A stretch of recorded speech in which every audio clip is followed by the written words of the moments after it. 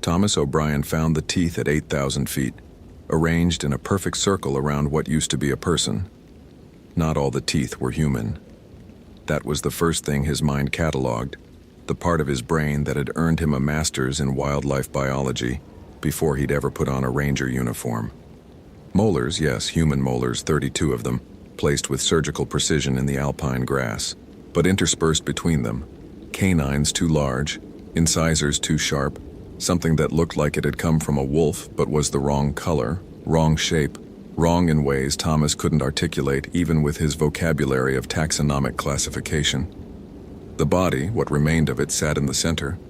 Thomas had seen bear attacks, had documented mountain lion kills, had written incident reports on exposure deaths and climbing accidents and one unfortunate encounter with a bull moose during rutting season. This was none of those things. The bones had been stripped clean, but not by scavengers. The flesh hadn't been torn. It had been removed with purpose, almost surgically. What little remained of the soft tissue showed signs of having been gnawed by human teeth. Thomas could see the distinctive pattern of human dental marks on what was left of a femur. His Garmin Montana 680 put him at exactly 7,987 feet elevation, 3 miles up the Iceberg Lake Trail. The coordinates matched where Olivia Rhodes's spot beacon had last transmitted 3 days ago. She'd been reported missing by her hiking partner, who'd become ill and turned back at the trailhead. Olivia had continued alone. Standard solo hike, experienced outdoors woman, all the right gear. Thomas keyed his radio. Motorola APX 4000, theoretically good for 20 miles line of sight. Base, this is O'Brien. I need you to patch me through to the Flathead County Sheriff. We have a situation. Static. He was too high, too deep in the glacial cirque. The mountains blocked transmission. Thomas checked his phone, iPhone 6, supposedly the latest technology, but the single bar of service he'd had at the ranger station was long gone. He took photographs, documented everything, the teeth arrangement, the bones, the location. Then he noticed what else was wrong. It was July. At 8,000 feet in Glacier National Park, July meant wildflowers and meltwater and temperatures in the 60s, sometimes 70s. Thomas could see his breath. The grass around the body was rimmed with frost, delicate crystalline structures that shouldn't exist when the ambient temperature, he checked his thermometer, read 68 degrees. Localized phenomenon. Had to be. Cold air sinking from the glacier above. Some meteorological quirk. Thomas's mind immediately began cataloging explanations even as something deeper, more primal, whispered that he was wrong. He circled the site, careful not to disturb potential evidence. That's when he saw the tracks.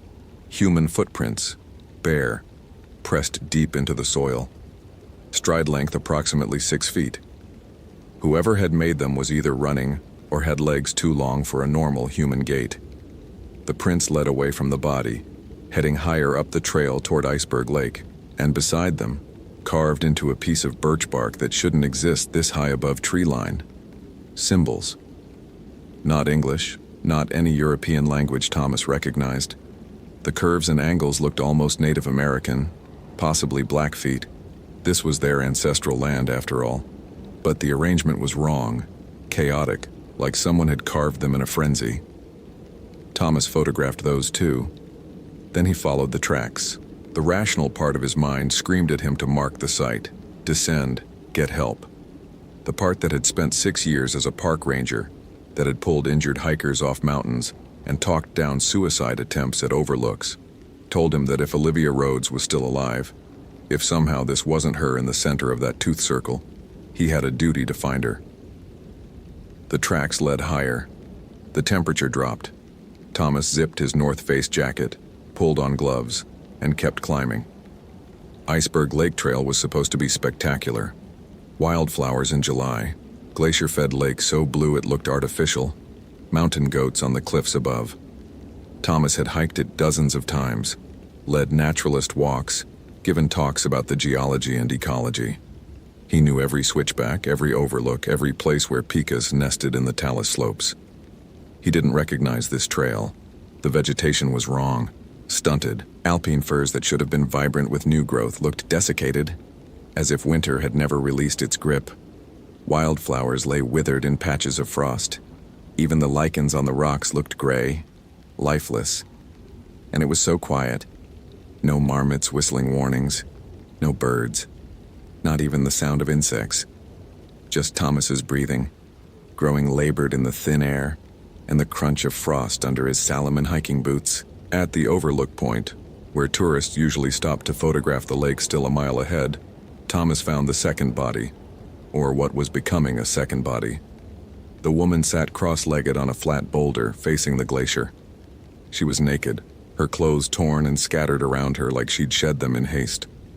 Her skin was pale, almost translucent, stretched too tight over bones that jutted at angles that suggested malnutrition, but her stomach was distended, swollen, like advanced starvation or pregnancy.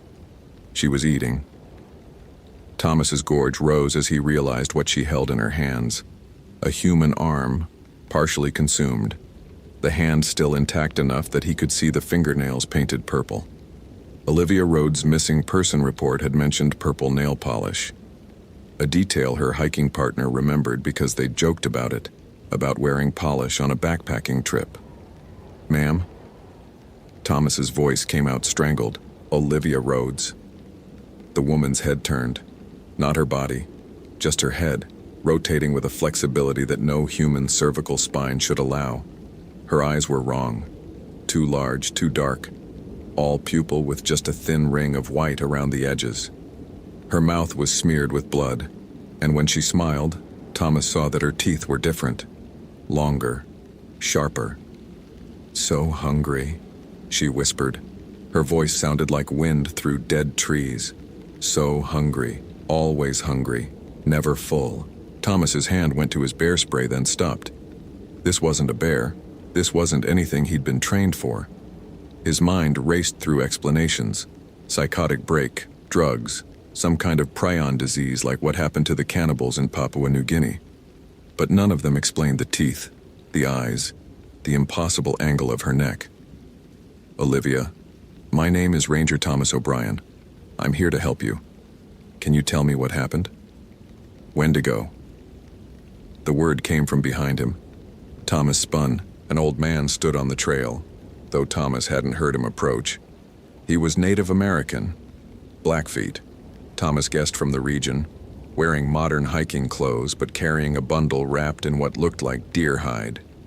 His face was deeply lined, weathered by decades of mountain weather, but his eyes were sharp and clear. "That's Algonquian," Thomas said automatically. "This is Blackfeet territory. Wrong." He stopped himself. "You shouldn't be here. This is a crime scene." "No." The old man shook his head. "This is a hunting ground. Has been for longer than your parks, longer than your maps. The Wendigo hunts here." The woman, Olivia, made a sound that might have been laughter or sobbing. She returned to eating, tearing at the flesh with teeth that definitely hadn't been in her mouth when she'd started this hike. "That's not..." Thomas struggled for words. "That's a legend. Folklore. There's no such thing as..." "You're looking at it." The old man moved closer, but not too close. "She violated the taboo, ate human flesh. Now she's transforming. By tomorrow, maybe tonight, she won't be human anymore. Just hunger. Endless hunger in the shape of something that used to be a person." Thomas's scientific training warred with what he was seeing. "She's suffering from exposure and delirium, possibly hypothermia-induced psychosis combined with extreme malnutrition leading to her eating her hiking partner's arm." The old man's voice was gentle, pitying. "Ranger, how long have you worked these mountains?" 6 years. I've walked them for 70. My grandfather walked them for 80 before me. His grandfather before him. We know what lives here. What hunts when winter comes too early, when the cold settles into your bones and the hunger becomes so strong you'd do anything to fill it." Olivia stood. The movement was wrong, joints bending in ways that made Thomas's stomach clench. She dropped the arm. It landed with a wet sound that would haunt his dreams and began walking toward them. "So hungry," she whispered again. "You smell warm, warm and full, Share, please share. The old man unwrapped his bundle. Inside, dried herbs that Thomas didn't recognize, a knife made of obsidian and what looked like bones carved with symbols. "My name is Henry Runningcrane," the old man said, still in that gentle voice that suggested he was explaining something to a child. "I'm what you might call a medicine man, though that's a white word for something more complex. My family has been hunting wendigos for 7 generations. This is the 3rd I've tracked to Glacier. This is insane." But Thomas's hand was shaking as he pulled out his own knife. Bench-made bushcrafter 4-inch blade meant for clearing trail and processing firewood, not for whatever this was becoming. She needs medical help, psychiatric evaluation. She needs mercy. Henry began walking a circle around them, dropping pinches of the dried herbs. Where they fell, the frost receded slightly. "And you need to decide, Ranger. You can keep trying to explain this with your science, or you can help me save whatever's left of her soul." Olivia, the thing Olivia was becoming, lunged. Thomas's training took over. He sidestepped, muscle memory from defensive tactics courses, and she stumbled past him. But when she recovered, the movement was too fast, too fluid. No human moved like that. She came at him again, and this time Henry was there, the obsidian knife flashing. Not to kill. The blade traced symbols in the air, and where it passed, Olivia flinched back as if struck. "The Wendigo is spirit and flesh," Henry said, his voice steady even as he moved with a precision that belied his age. "Fighting the flesh does nothing. You have to fight the spirit." He began to chant. Not in English, not in any language Thomas knew. The words had a rhythm that seemed to match the pulse Thomas could feel in his temples, in his chest. And as Henry chanted, Olivia screamed. It wasn't a human sound. It was the cry of something starving, something that had been hungry for so long that hunger had become its entire existence. The sound echoed off the mountains, and Thomas heard other sounds answer from higher up the trail. From the glacier. From the peaks. How many? How many people had come to these mountains and never come back? How many missing hikers and presumed accidents were actually this transformation into something that existed in the space between folklore and nightmare? "Help me!" Olivia's voice broke through the Wendigo's cry. For just a moment, Thomas saw the woman in the hiking report. College student, 22, environmental science major, wanted to see the glaciers before they melted. "Please, it hurts. I'm so hungry. I didn't want to, but I was so hungry." Thomas made a decision that violated every regulation, every protocol, every piece of training he'd ever received. He stepped into Henry's circle. "Tell me what to do." Henry's eyes met his, and Thomas saw respect there and sadness. "Hold her. Keep her still. This will hurt her, but it's the only way." Thomas had restrained violent individuals before. Drunk tourists, people in mental health crises, but Olivia fought with strength that shouldn't exist in a body that looked half-starved. Her fingers, no, claws. When had they become claws? Tore at his jacket, leaving gouges in the North Face fabric that should have been impossible. Henry pressed symbols carved into bone against her forehead, her chest, her palms. Where they touched, her skin blistered, smoking in the cold air. She screamed, and Thomas held on, his rational mind completely shattered, operating on pure instinct and a desperate hope that the old man knew what he was doing. The temperature dropped further. Thomas could see ice forming on Olivia's skin, in her hair. Henry's chanting grew louder, more urgent, and suddenly Thomas understood. He was seeing the spirit. The Wendigo, a shadow that overlaid Olivia's body, skeletal and massive, antlers sprouting from a skull that was part deer and part human, and part something else entirely. Eyes like frozen lakes reflecting nothing. Mouth open in an eternal howl of hunger.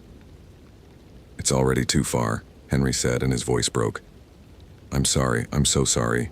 She's too far gone." "No." Thomas tightened his grip. "There has to be something. The only thing left is to free her, before she becomes fully Wendigo. Before she loses everything that made her human." "You mean kill her?" "I mean grant her mercy before she kills and transforms others." Olivia, what was left of Olivia, looked at Thomas with eyes that were mostly Wendigo now, but still held a spark of human awareness. "Please," she whispered. "I don't want to be hungry anymore." Thomas had never killed anything larger than the injured elk he'd had to put down last winter, and that had haunted him for weeks. But he looked at Olivia Rhodes, college student who'd wanted to see glaciers, and saw that Henry was right. Whatever was happening to her was worse than death. How? His voice was steady despite the tears freezing on his cheeks. Henry handed him the obsidian knife. "Through the heart. The spirit knife will cut both flesh and Wendigo. Make it quick." Thomas took the knife. It was surprisingly light, edges sharp enough that he could feel them through his gloves. Olivia tilted her head back, exposing her throat, her chest, offering herself. "Thank you," she said. "Thank you for not letting me become..." Thomas drove the blade home before he could think about it, before rationalization and doubt could stop him. The obsidian slid through her sternum as if her bones were made of ice, and Olivia gasped once, a sound of relief rather than pain. The Wendigo shadow screamed and thrashed, trying to hold on to her. But Henry's chanting intensified, and the herbs he'd scattered began to smoke. The spirit pulled away, dissolving into the cold air, leaving only Olivia's body cradled in Thomas's arms. She looked peaceful, human. The distension in her stomach had vanished. Her teeth were normal. She looked like she was sleeping. Thomas held her as the warmth left her body, as Henry finished his prayers, as the sun dropped toward the western peaks and cast everything in shades of gold and red. "The other body," Thomas finally said. "The one with the teeth in a circle. Her hiking partner, Kyle Morrison. He turned completely, became full Wendigo." Henry gestured higher up the trail. "He's up there, in the glacier. I tracked him for 3 days before I tracked her." "You killed him?" "I sent him on." "Yes." Thomas looked at the body in his arms, looked at his hands still holding the obsidian knife, still covered in blood that was steaming in the cold air. "I just committed murder. You committed mercy. I'm a park ranger. I enforce federal law. Thomas stopped, started again. "How do I report this? How do I explain any of this?" Henry began gathering his things, wrapping the knife and bones and herbs back in their deer hide. "You tell the truth. That you found Olivia Rhodes deceased from exposure and malnutrition. That she'd suffered a severe psychotic break, probably induced by hypothermia. That she'd engaged in post-mortem cannibalism on her hiking partner's body due to extreme starvation. It's documented in survival situations won't raise too many questions. That by the time you found her, it was too late to save her. And Kyle Morrison? Bear attack. Probably the same bear that led to Olivia's psychological break. Very tragic. These things happen in the wilderness. It was all lies. All of it." But Thomas looked at the obsidian knife still in his hand, at the frost that was already creeping back now that Henry's herbs had stopped smoking, at the mountains that suddenly felt ancient and full of things his education had never prepared him for. "The Wendigo," he said. "Are there more?" "Always." Henry shouldered his pack. "Every winter, every time someone gets too hungry, too desperate, and crosses the line. The taboo exists for a reason. Not all of them become full Wendigo. Most die first, thank the Creator. But some survive long enough to transform. And then they hunt until someone like me stops them. Why didn't you warn people? Put up signs. Tell the Park Service. Would you have believed me?" Henry's smile was sad. "You're an educated man, Ranger O'Brien. Master's degree. 6 years of experience. You didn't believe until you saw. Until you held her. Would a sign that said beware of Wendigos have done anything except made people laugh?" Thomas had no answer to that. Henry started down the trail, then paused. "You'll see it now. The cold spots in summer. The places where nothing grows. The missing hikers who don't fit the usual patterns. You'll understand what the old stories are really warning about, and you'll have a choice. Keep explaining it away or accept that there are things in these mountains older and stranger than your science accounts for." "I'm a ranger," Thomas said. I'm supposed to protect people. Then protect them.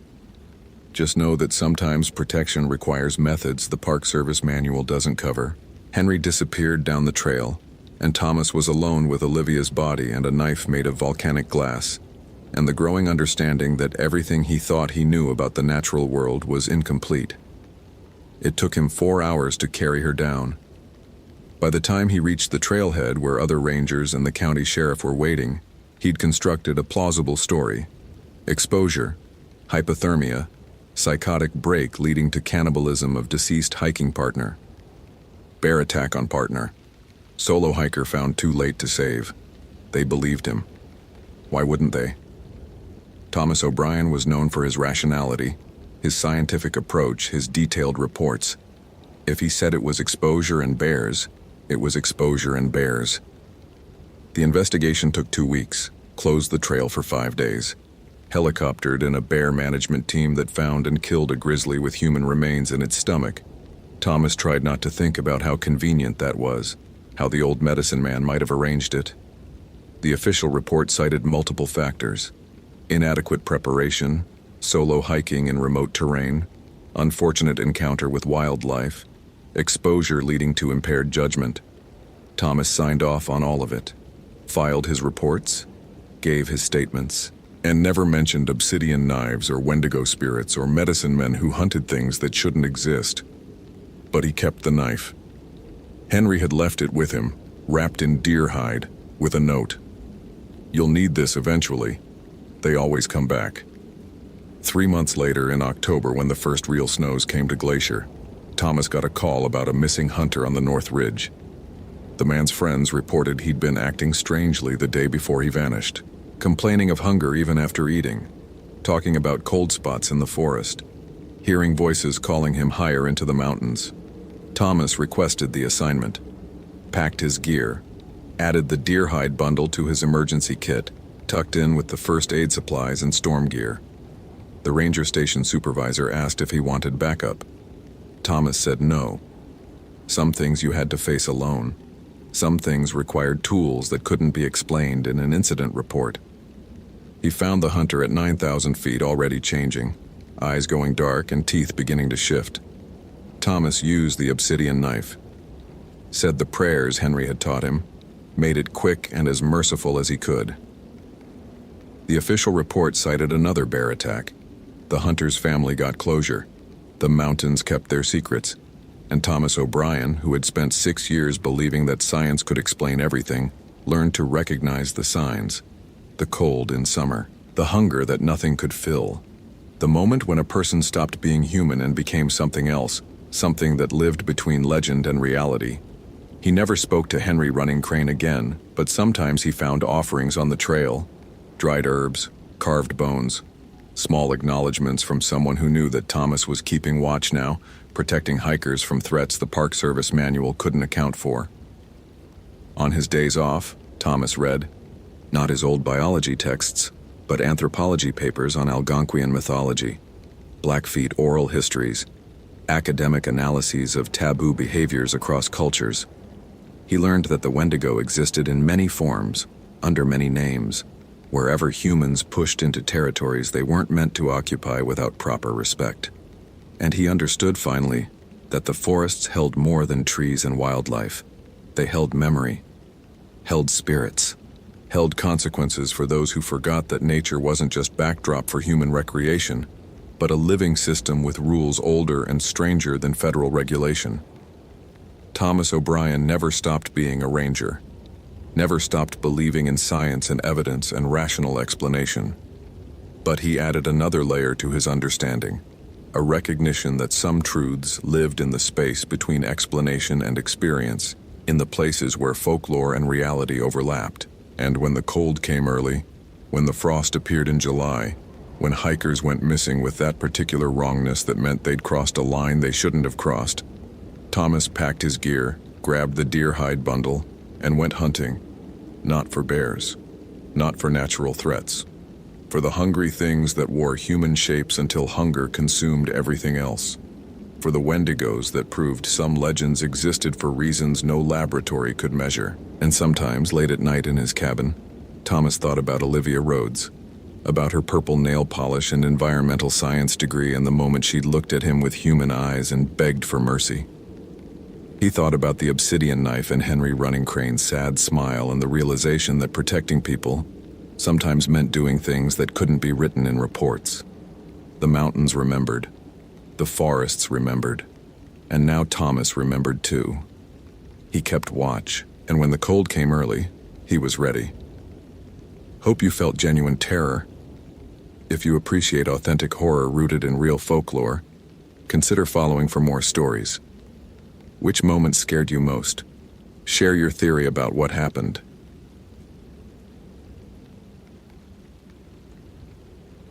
The trail camera captured frame 2847 at 11:43 p.m. Empty desert. Frame 2848 at 11:43 p.m. 7 figures standing motionless, facing the lens. Lisa Hoffman cycled through the images 3 times on her laptop screen, searching for the glitch that would explain the impossibility. Motion-activated Reckonix trail cameras didn't malfunction like this. She'd set up hundreds across her 7 years as a wildlife biologist with the National Park Service, documented everything from mountain lions to illegal ATV traffic, and never once had she seen a frame where human figures simply materialized between 1 second and the next, in a location she'd personally verified was empty when she'd installed the camera 6 days ago. The figures weren't blurred by movement, weren't partially visible at frame edges suggesting they'd walked into shot. They were simply there, 7 adults standing in a rough semicircle 20 feet from the camera, their postures identical, arms at sides, heads tilted at the same 15-degree angle, faces catching the infrared flash in a way that made their features seem flat, featureless, like masks of human skin stretched over something that didn't quite understand facial structure. Lisa zoomed in on the nearest figure. The image pixelated but retained enough detail to make her stomach turn. The person, if it was a person, wore hiking clothes that looked wrong, as if someone had dressed a mannequin based on description rather than observation.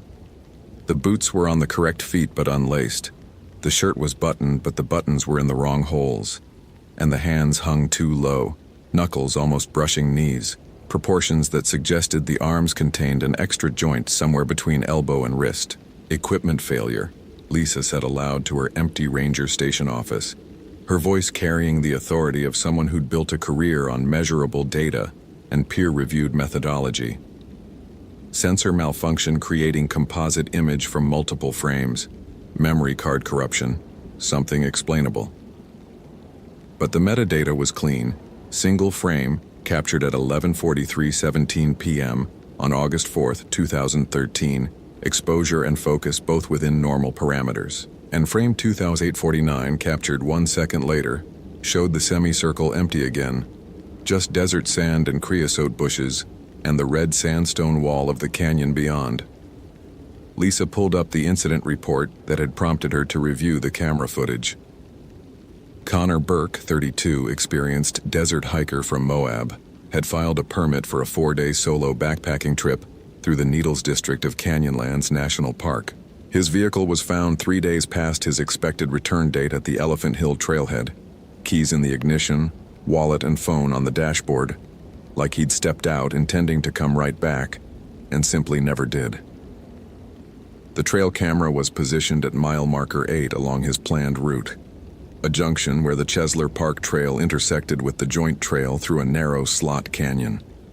If Connor had followed his permit, he'd have passed the camera on his second day out, but there was no footage of him. Just that single impossible frame of 7 figures who appeared and vanished like they'd been edited into reality itself. Lisa had seen the missing person posters around Moab, the Facebook groups demanding answers, the conspiracy theorists suggesting everything from alien abduction to government cover-up. She'd dismissed it all with the casual contempt of someone who dealt in facts, who understood that people got lost in wilderness through mundane failures of preparation and judgment, not supernatural intervention. The desert killed through dehydration, heat stroke, falls in slot canyons, rattlesnake bites, all statistically documented, all explainable. What the desert didn't do was make 7 people materialize and dematerialize on trail cameras, while leaving 0 physical evidence of their presence. Lisa exported the images to her phone, grabbed her field pack, and headed for the trailhead. It was 6 a.m., early enough to hike 8 miles before the August heat became dangerous, late enough that she'd have full daylight to examine the camera site. She'd find the rational explanation.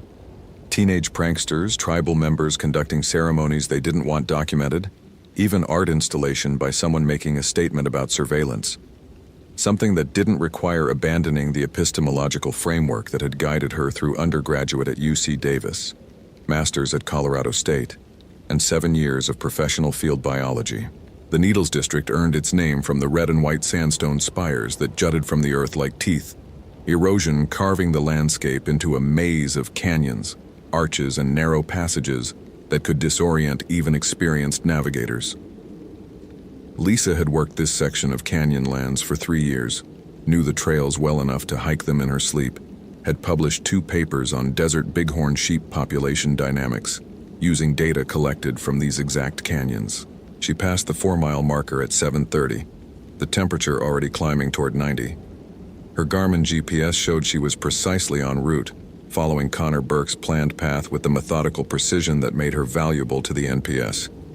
At mile 6, she found the first anomaly, boot prints in the sand that started mid-stride, as if the person making them had dropped from the sky. She photographed them with her phone, noted the size, men's 10, consistent with Connor Burke's equipment list, and followed their direction. The prints led toward the canyon wall, then stopped. Not at the wall, but 3 feet before it, in open sand. Lisa circled the area, searching for where the trail resumed, and found nothing. Just those impossible prints, beginning nowhere and ending nowhere, violating the basic principle that footprints required continuous contact between feet and ground. She pulled out her field notebook and documented the observation, her handwriting precise despite the unease building in her chest. Aero 7 45 hours. Mile 6.2. Discovered discontinuous track evidence, consistent with missing hiker Burke. Size 10 hiking boot. Track origin point shows no approach indicators. Terminus shows no departure indicators. Possible explanations: wind erosion, unlikely given depth and definition. Animal disturbance, no paw prints present. Human fabrication for unknown purpose. The sun climbed higher. Lisa's water consumption increased. And the desert, which she'd always understood as hostile but comprehensible, began revealing patterns that violated her understanding of how physical space worked. At mile 7, she found another camera, not hers, older model, the kind serious wildlife photographers used. It was mounted to a juniper tree, lens pointed toward a game trail bighorn sheep used to access a seep spring. Lisa checked the memory card and found it full. 8,000 images spanning 3 weeks. She scrolled through them rapidly on the camera's display screen, watching the usual parade of wildlife: mule deer, coyotes, ravens, the occasional bighorn. Then, starting 2 weeks ago, the pattern changed. Every image captured after sunset showed the same thing: figures in the background, barely visible, standing motionless in positions that suggested they'd been there for hours. As the days progressed, the figures moved closer to the camera, their numbers increasing. 2, then 4, then 6, then 12, until the final images showed nothing but bodies pressed against the lens, faces filling the frame with that same flat, mask-like quality Lisa had seen in her own camera's footage. The timestamp on the final image was August 4th at 11:43 p.m., the same moment her camera had captured the 7 figures. As if whatever these things were had moved between locations instantaneously, been photographed simultaneously by cameras 8 miles apart. Lisa's rational mind offered explanations: coordinated prank, multiple people working together, clever editing. But her body, the part of her that evolution had tuned to recognize predators and threats, understood something her intellect refused to accept. She was being hunted, had been since she entered the Needles. Maybe since she'd reviewed that first impossible frame and decided to investigate rather than file it as equipment malfunction and move on. She continued toward mile marker 8, her hand resting on the bear spray at her hip, despite knowing that whatever she was dealing with wouldn't be deterred by capsaicin. The slot canyon that led to the camera site narrowed progressively, red sandstone walls rising 50 feet on either side. The sky reduced to a ribbon of blue overhead, In the confined space, sounds echoed strangely. Her footsteps seemed to come from ahead and behind simultaneously, creating the illusion of company where she knew she was alone. The trail camera was exactly where she'd mounted it 6 days ago, still secured to its anchor bolt in the sandstone. But the camera itself had been opened, the memory card removed and placed carefully on the ground beside it. And written in the sand beneath the camera, in letters formed by what looked like finger dragging, was a message in a language Lisa didn't know but somehow understood anyway. You don't believe. Good. Easier when they don't believe. Lisa's skepticism, her armor of scientific methodology and empirical evidence cracked. Not broken, she wasn't ready to abandon rationality, but fissured, letting in the possibility that reality contained more than her education had prepared her for. She photographed the message, collected the memory card, and turned to retrace her route back to the trailhead. Connor Burke stood blocking the canyon. Lisa's breath caught. She knew it wasn't actually Connor, had never seen him in person, only photos from the missing person report, but the resemblance was perfect. Same height, same build, same sun-bleached hair and sun-darkened skin. He wore hiking clothes identical to what his gear list specified. Blue synthetic shirt, khaki pants, Vasque boots. Even his posture matched the confident stance of someone comfortable in wilderness. But when he spoke, multiple voices emerged, his own layered with others, men and women and children, dozens of voices speaking in unison. You're the scientist, the one who measures everything, the one who thinks counting sheep makes you understand the desert. Lisa's hand moved to her radio, muscle memory overriding the surreal horror of the moment. This is Ranger Hoffman requesting immediate assistance at... The thing wearing Connor Burke's face smiled, and the smile was wrong, the lips pulling back too far, revealing teeth that were human-shaped but the wrong color, wrong texture, like they'd been carved from sandstone rather than grown from calcium. Radio won't work. We're not where you think you are. Not when you are. Time runs different in the spaces between places. Lisa pressed the transmit button anyway. Static answered, but underneath the static she heard voices, her own voice, repeated hundreds of times, all saying, requesting immediate assistance, in slightly different tones as if she'd been trapped here making the same call for hours or days or years. She ran, not back toward the trailhead. The thing blocked that direction, but deeper into the slot canyon, toward the technical section where the walls narrowed to shoulder width and required sideways shuffling to navigate. Behind her, footsteps that didn't sound like footsteps, more like something with too many joints trying to approximate human locomotion. The canyon twisted, branched again. Lisa had mapped these passages, knew the route that led to Chesler Park and from there to multiple exit points. But the landmarks were wrong. Arches appeared in walls where no arches should exist. Side canyons opened onto vistas that showed desert stretching to horizons in directions that didn't correspond to any geography she'd studied. She emerged into a chamber she'd never seen despite 3 years working these canyons. A circular space 50 feet across, walls carved with petroglyphs that looked ancient but showed modern figures. People with cameras, people with phones, people with the equipment of 21st century tourists. And in the center of the chamber, arranged in that same semicircle from the trail camera footage, 7 bodies lay in the sand. Not dead. Not exactly. Their chests rose and fell with respiration, but their eyes were open and empty, their faces slack, their bodies positioned with that same identical posture Lisa had seen in the photographs. And she recognized 2 of them from missing person reports, hikers who'd vanished in canyonlands over the past year. Their cases unsolved, their bodies never recovered, because they'd been here, in this place that existed in the desert, but not quite of it. Connor Burke was the 3rd body. Lisa knelt beside him, checked his pulse, thready but present. His skin was cool despite the desert heat, his pupils responsive to light but tracking nothing. Whatever had happened to him, it had left his body functioning but taken something essential, some quality that separated living human from biological machine going through motions without consciousness. They walk between shapes, a voice said behind her. and Lisa spun to find an elderly Navajo woman sitting on a boulder at the chamber's edge, her presence so natural, it was like she'd always been there and Lisa had only just noticed. That's what Yinald Lushi means, the ones who walk on all fours. But it's not about four legs. It's about wearing different skins, being one thing and another thing, existing in spaces that aren't quite here or there. Lisa's skepticism surged back, reflexive and defensive.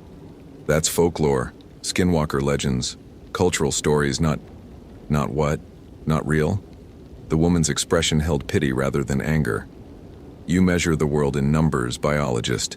Count the sheep, track the predators, write your papers about population dynamics.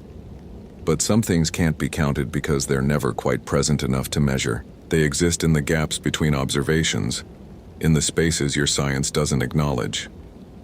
Science acknowledges everything that can be empirically verified, Lisa said, hearing how absurd the words sounded in a chamber that shouldn't exist, surrounded by comatose hikers who'd been missing for months.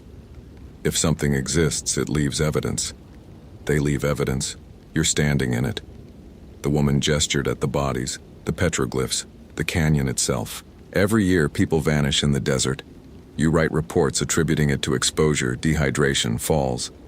But some of them end here, in places your maps don't show, taken by things that learned to walk upright when your ancestors were still in trees. They wear faces to hunt, biologists. They wear voices. They wear the shapes that let them get close to prey before the prey understands it's being hunted. Lisa wanted to argue, to demand evidence that met scientific standards, to maintain the epistemological boundaries that separated rational understanding from superstitious nonsense. But 7 bodies lay at her feet, including a man who'd been missing for 8 days, and her GPS showed she was simultaneously at mile marker 8 and nowhere, that corresponded to any mapped coordinates, the device flickering between readings like it couldn't decide which reality to report. How do I get them out? Lisa asked, pragmatism overriding philosophy.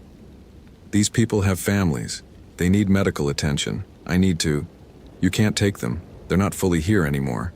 The Yinald Lushi took something when it took their shapes. Memory, maybe. Or the part that knows how to be human rather than just look human. They're anchors now, holding the spaces open between what is and what else might be. That's not acceptable. Lisa's voice carried the authority of federal law enforcement, the weight of institutional power, the conviction that humans with radios and helicopters and search and rescue teams could impose order on wilderness. I'm calling for medical evacuation. I'm bringing them home. The old woman shook her head slowly. You still don't understand. There is no home for them anymore. The thing wearing their shapes took that, and it's wearing your friend's shape right now, walking around Moab asking about you, learning your pattern so it can wear you too when the time comes. Connor Burke's body, the real Connor, comatose in the sand, suddenly convulsed, his back arching, his mouth opening to release a sound that wasn't quite human scream or animal cry, but something that contained both and something else. Besides, something that suggested vocal cords designed for language humans never developed. The sound echoed off the canyon walls, multiplying, until it seemed like hundreds of voices were screaming in unison from the stone itself. The other 6 bodies answered, their own voices joining the chorus.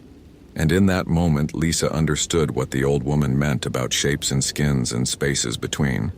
These people weren't prisoners or victims in any conventional sense. They were batteries, their life force siphoned to maintain whatever impossible geometry allowed this chamber to exist outside normal space-time. Their consciousness used as fuel to power the Yinald Lushi's ability to walk between worlds. You're saying Connor Burke, the real Connor, is gone?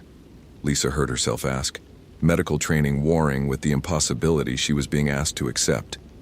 His body's here, but some skinwalker is walking around wearing his identity. Not just identity, memory, personality. Everything that made him him, copied perfectly because they've had millennia to learn how humans work. Your friend's family won't know the difference. His co-workers won't. His girlfriend won't. Only when it's hungry will the mask slip, will the thing underneath show through. And by then it'll be too late because it'll have gotten close to someone else, learned them well enough to take their shape when it's done feeding. Lisa's mind raced through the implications. If what the old woman said was true, and the evidence surrounding her suggested it was. Then Connor Burke's family was currently mourning a man who was simultaneously comatose in an impossible canyon and walking around impersonating their loved one. And if there were 7 bodies here, 7 people who'd vanished in Canyonlands over the past 2 years, then there were potentially 7 skinwalkers wearing their shapes, integrated into their communities, waiting for opportunities to hunt. This is happening all over, Lisa said slowly, puzzle pieces clicking into place. The missing person statistics for Canyonlands are higher than any comparable park, not because the terrain is more dangerous, but because this is thin place, the woman finished, where the boundaries between worlds wear down. The Navajo know to avoid these canyons when the heat does strange things to the air, when the light bends wrong, when the tracks appear that don't connect to anything. But tourists don't know. Scientists don't know. So they walk into places like this and the Yinald Lushi take them, wear them, use them to take more. Lisa's radio suddenly crackled with her own voice. Hoffman to base, requesting immediate assistance. I've found Burke. He's alive but unresponsive. Need medical evacuation at... The voice cut off mid-sentence, replaced by Connor Burke's voice. Forget what you saw, Lisa. Chalk it up to heat stroke. Write it off as hallucination. Go back to counting sheep and pretending the world is measurable. Then a third voice, one Lisa didn't recognize. She won't forget. She's too curious, too arrogant in her certainty that science explains everything. She'll investigate, she'll document, and when she does, we'll add her to the collection. The radio died. The old woman stood, moving with the careful deliberation of someone whose joints protested, but whose will remained undiminished. You have a choice, biologist. Accept that your understanding of reality is incomplete, that your measurements miss what's most important, that the desert contains things your science can't acknowledge. Or maintain your skepticism, file your reports about equipment malfunction and missing hikers, and wait for the night when something wearing a face you trust comes to take your shape. Those aren't choices, Lisa protested. Those are threats dressed up as wisdom. If skinwalkers are real, if this... She gestured at the chamber, the bodies, the impossible geography, is actually happening, then we need to respond with force. Get tribal authorities involved, FBI if it's crossing reservation boundaries, bring in specialists who measure, who document, who apply scientific method to things that exist specifically in the spaces science doesn't examine. The woman's laugh was bitter. You think you're the first educated person to stumble into this? Every few years, someone like you finds these places, sees what's really happening, and decides institutional power can solve it.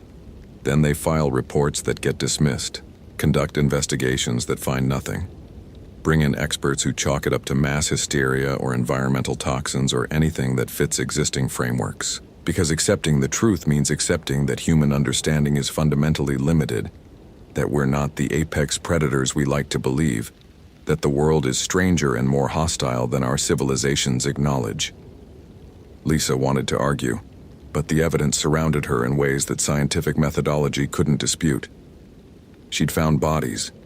She'd documented impossible photographs. She'd watched her GPS give contradictory readings and heard voices emerge from her radio that shouldn't exist.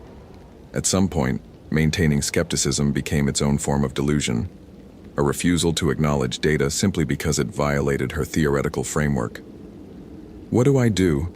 Lisa asked, the question costing her more than she'd expected, requiring admission that her education and experience were insufficient for the situation she'd encountered.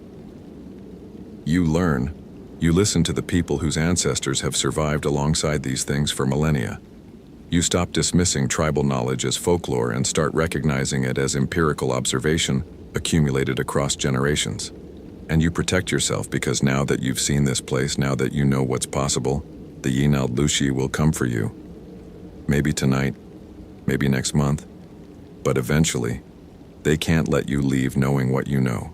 The old woman produced something from a pouch at her waist, a small bundle of herbs bound with red string, reeking of sage, and something else Lisa couldn't identify. Carry this.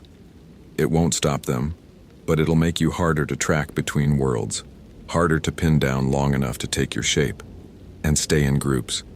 They hunt best when people are isolated, when there's no one to verify reality, when belief can be manipulated. Lisa accepted the bundle with hands that trembled despite her best efforts at control.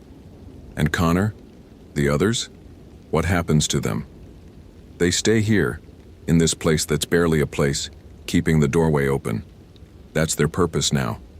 That's what they gave up when they walked into canyons that bend wrong and ignored the feeling that said turn back. The woman moved toward a passage Lisa was certain hadn't existed moments ago. A gap in the sandstone that seemed to ripple like liquid stone. You should leave too. Before the sun sets and the spaces get wider. Before more of them come to see what caught their attention. Lisa looked at the 7 bodies one final time. Connor Burke's face was peaceful, almost serene, no indication of the horror his consciousness might be experiencing if any consciousness remained. She wanted to stay, to attempt evacuation, to apply the institutional resources she'd spent 7 years learning to deploy. But the old woman was right. Whatever these people had become, they were beyond her ability to save with helicopters and medical teams. She followed the woman through the rippling passage, her GPS screaming confusion, her radio cycling through voices that might have been other rangers or might have been something else wearing ranger frequency. The passage twisted, narrowed, and suddenly Lisa was standing at the mouth of the Joint Trail Slot Canyon, the sun overhead indicating no time had passed, despite her sense that she'd been in that impossible chamber for hours. The old woman was gone. The passage behind Lisa showed only solid sandstone. No gap or door or indication that anything existed beyond surface reality, and when Lisa checked her GPS, it showed mile marker 8, exactly where her trail camera was mounted, exactly where she should be according to the laws of geography and map-making. She hiked back to the trailhead in a daze, her mind processing what she'd seen against the framework of what she'd believed about how the world worked. By the time she reached her vehicle, the cognitive dissonance had crystallized into something harder. Determination. If skinwalkers were real, if they were hunting in canyon lands using the shapes of their victims, then Lisa's response couldn't be to dismiss or ignore or file reports that would be disbelieved. Her response had to be documentation, evidence gathering, building a case so thorough that institutional power would be forced to acknowledge what she'd found. Over the following weeks, Lisa became obsessive. She pulled missing person reports going back a decade, correlated them with lunar phases and seasonal patterns, identified clusters that suggested coordinated hunting rather than random wilderness mortality. She reviewed footage from every trail camera in Canyonlands, finding dozens of images similar to her own, figures that appeared between frames, groups that watched cameras with that same flat, mask-like quality.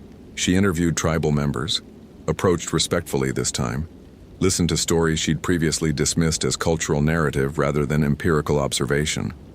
The patterns emerged. Yinald Lushi hunting during new moons, targeting solo hikers who displayed arrogance or disrespect toward the land, taking shapes and wearing them for months or years before discarding them for fresh victims. But when Lisa presented her findings to the superintendent, when she laid out the evidence in careful detail with photographs and witness statements and statistical analysis, the response was exactly what the old woman had predicted. Sympathetic concern about heat stress, suggestions she take leave to recover from the trauma of searching for Connor Burke, gentle implications that her objectivity had been compromised by isolation and fear. Lisa realized then that institutional power couldn't address what she'd found, because institutions were built on consensus reality, on shared agreement about what was possible. Skinwalkers existed in the gaps of that consensus, in the spaces where belief wavered and certainty fractured. Fighting them required different tools than what her biology degree and federal badge provided. She started spending time with tribal consultants, learning protective practices and recognition signs. She modified her trail camera protocols, adding equipment the old woman suggested. Silver wire around memory cards, cameras pointed at crossroads rather than straight trails, backup batteries blessed by medicine people who understood that technology and tradition weren't opposing forces, but complementary approaches to understanding. And 3 months after Connor Burke disappeared, Lisa was hiking the Needles district when she encountered him. The thing wearing his shape, still playing the role, still acting as though search and rescue would find him eventually. It smiled at her with Connor's smile, spoke with Connor's voice, asked about the investigation with Connor's casual interest. But Lisa had learned. She'd learned to see the small wrongnesses, the way its shadow fell at angles that didn't match sun position, the fact that its boots left no tracks despite walking through sand, the slight delay between its lips moving and words emerging, as if whatever intelligence controlled the meat puppet had to consciously remember how speech synchronization worked. "Hello, Connor," Lisa said carefully, her hand resting on the herb bundle in her pocket. "We've been looking for you." "I know," it replied. And for just a moment the mask slipped. The voice layered wrong, the face too still, the eyes reflecting light at an angle that suggested they weren't entirely solid. "We appreciate your concern, but some of us prefer the desert to civilization. Some of us like the space between places better than the places themselves." Lisa maintained eye contact, remembered the advice. Show fear and they feed on it, show aggression and they'll retaliate. Show neither and they get confused, uncertain how to categorize you as prey or threat. "I understand. I also prefer spaces between. That's why I became a field biologist rather than laboratory researcher." The thing wearing Connor tilted its head, studying her with interest that felt clinical rather than predatory. "You've changed, Ranger Hoffman. You used to measure everything, trust only data, dismiss what you couldn't quantify. Now you carry herbs in your pocket and avoid speaking our name directly. The old woman taught you well. She taught me that reality is larger than my education prepared me for. That ancestral knowledge accumulated across millennia might have validity my 4 years of graduate school didn't provide. That's good science, updating your model when new evidence contradicts old assumptions. And yet you still work for them, still wear the uniform, still carry the radio, still pretend that institutional power can manage what lives in these canyons."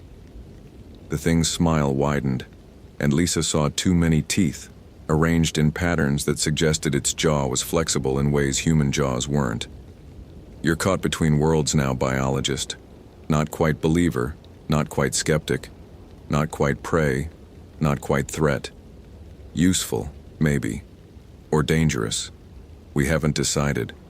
Lisa forced herself to breathe steadily, to maintain the careful neutrality that kept her alive.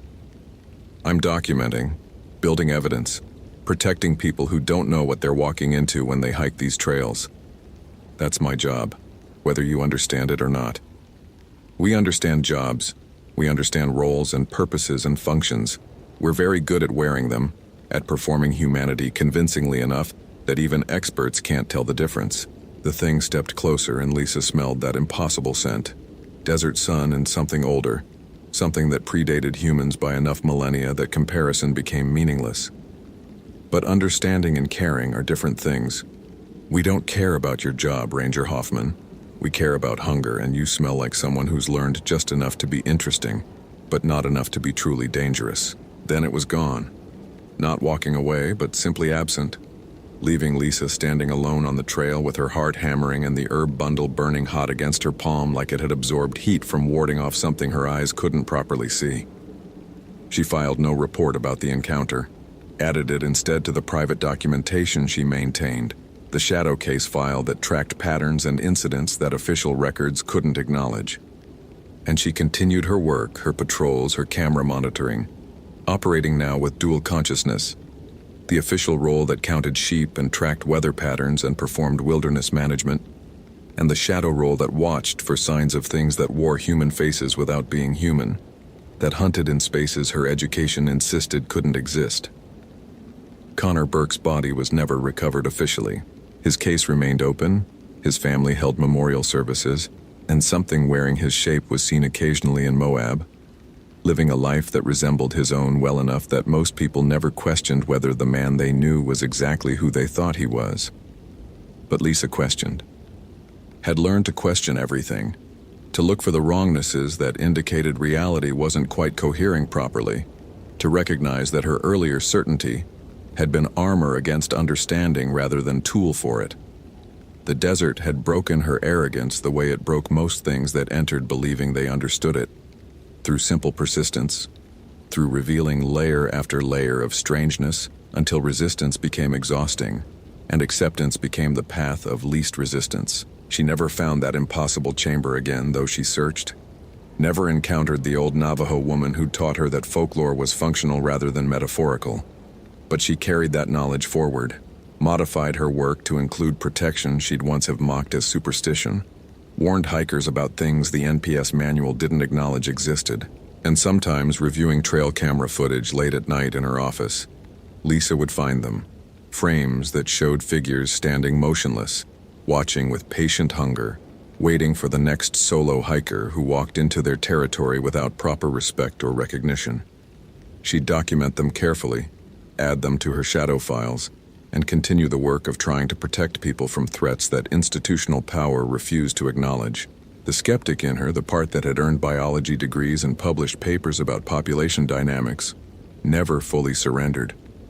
Still demanded evidence, still sought patterns, still tried to build frameworks that could explain what she'd experienced.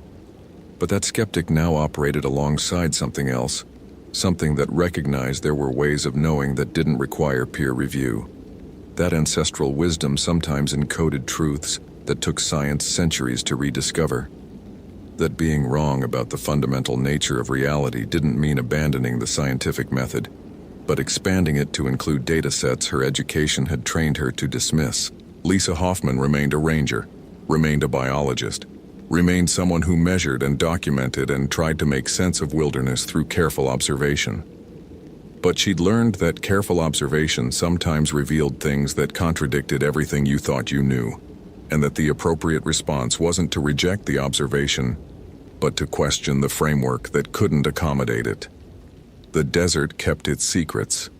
The Yi Nald Lushi kept hunting, and Lisa kept watching, documenting, protecting what she could while acknowledging that protection had limits when the threats existed in spaces between spaces, or faces stolen from victims, and operated according to rules that predated human civilization by enough time that comparison became meaningless. That was the real horror. Not that monsters existed, but that they were patient, that they hunted in plain sight wearing familiar faces, that they'd adapted to human presence by becoming perfect mimics, indistinguishable from what they copied.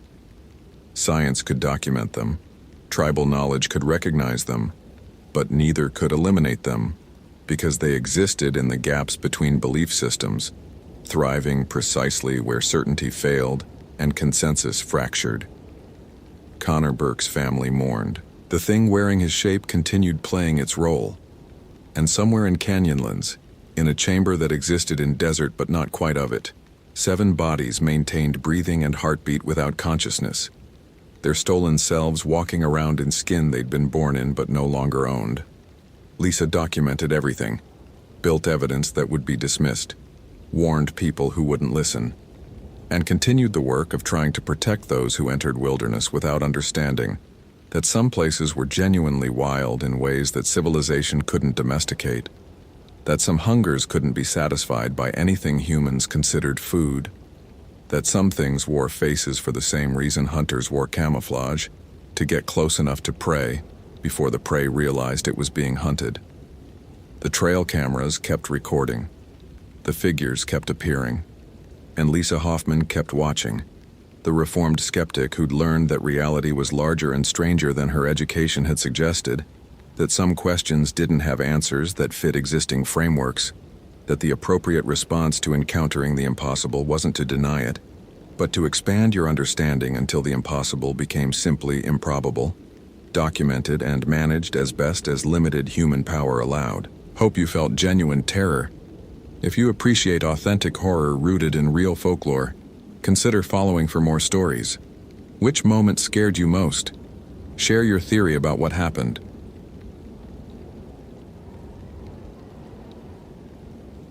Emily Sorensen found the journal at mile marker 12, its pages swollen with moisture that wasn't rain. The Hoh River Trail stretched ahead through cathedral columns of Sitka spruce, their trunks thick as cars and wrapped in velvet moss that glowed emerald even in the weak October light. She'd been a ranger at Olympic National Park for 3 seasons, long enough to know that the forest kept secrets in its bones. and short enough that the knowing still made her skin crawl in ways she couldn't explain to her supervisor. The journal lay open on a nurse log, its spine cracked at an angle that suggested violence rather than carelessness. Emily crouched beside it, her Garmin GPS unit beeping softly on her belt. 12.3 miles from the visitor center, exactly where Sophia Carr's day pack had been reported by hikers 2 mornings ago. Everything else belonging to the missing woman remained absent. Tent, sleeping bag, the expensive Canon camera Sophia's sister had mentioned during the initial report.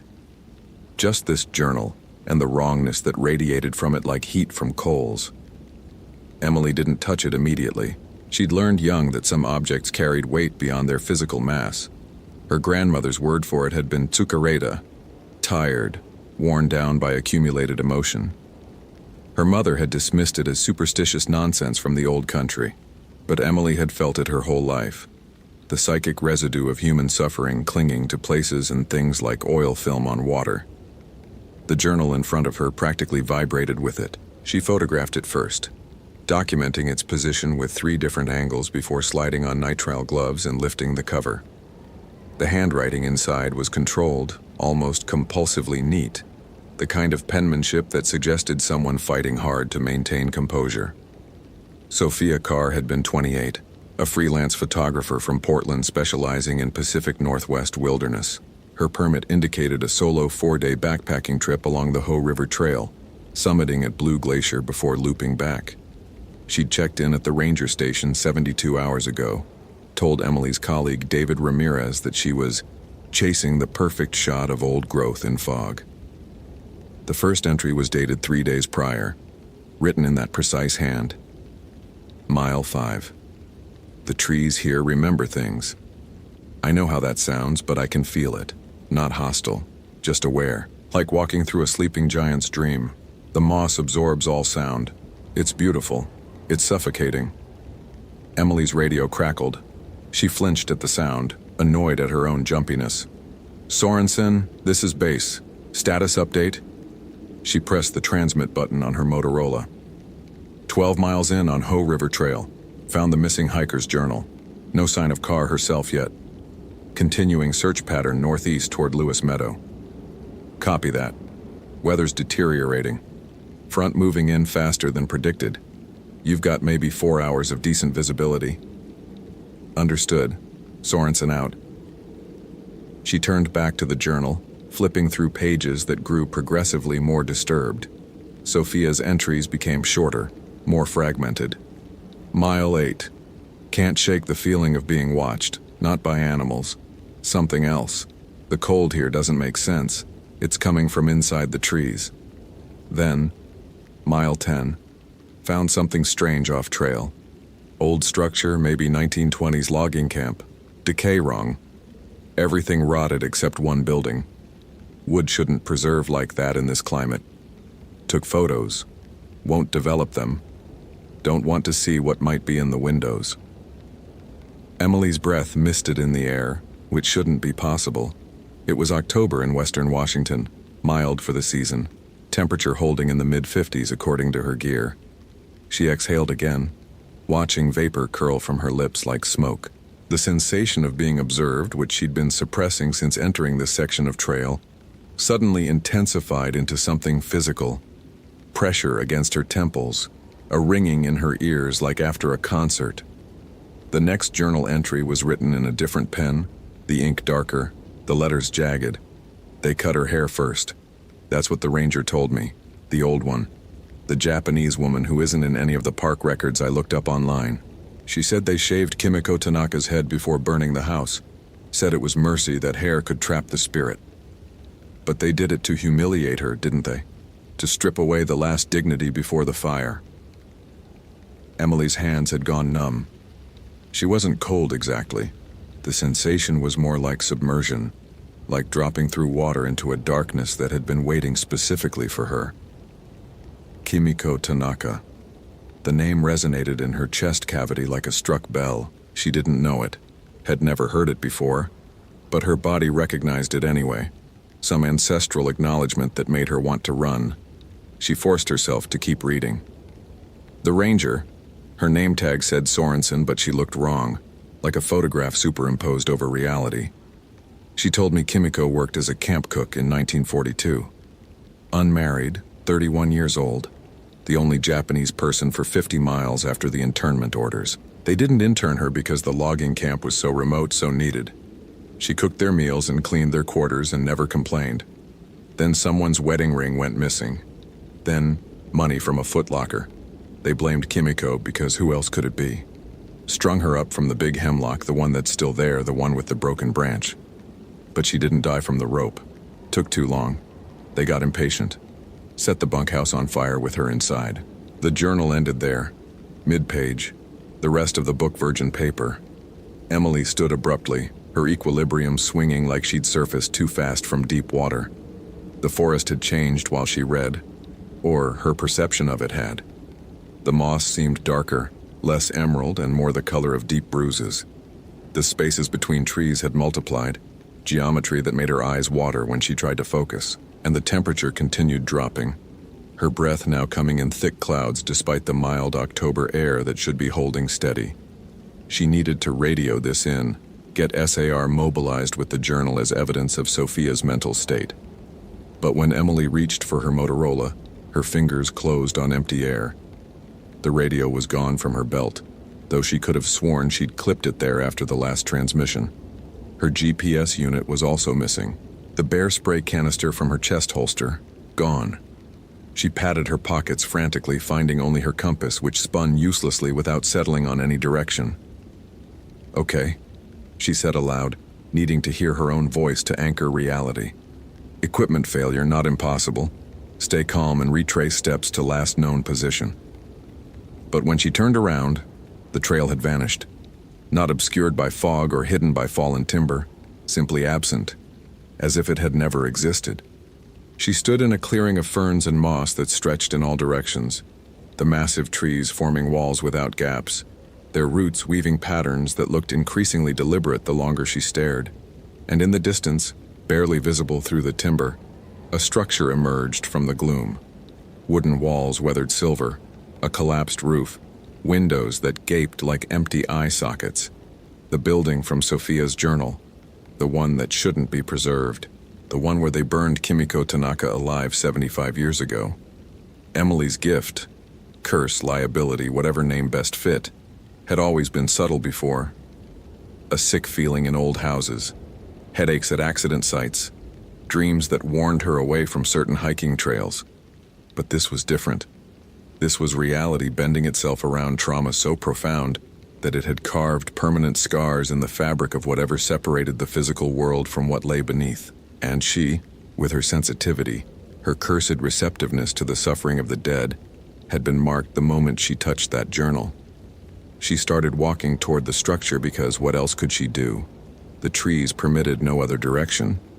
The moss under her boots made no sound, as if even the forest floor was holding its breath. As she approached, details resolved. A doorway listing on broken hinges, kanji characters carved into the lintel that her grandmother had tried to teach her but she'd never bothered to learn properly. Something about hair and binding. Something about return. Inside the structure, what remained of furniture had fused with the floorboards. Beds and tables melted into the wood like they'd been exposed to intense heat, though the building itself showed no char marks. In the far corner, barely visible in the failing light, a shape huddled that might have been a pile of old fabric or might have been something else. "Sophia?" Emily's voice cracked. "Sophia Carr?" The shape didn't respond, but something else did.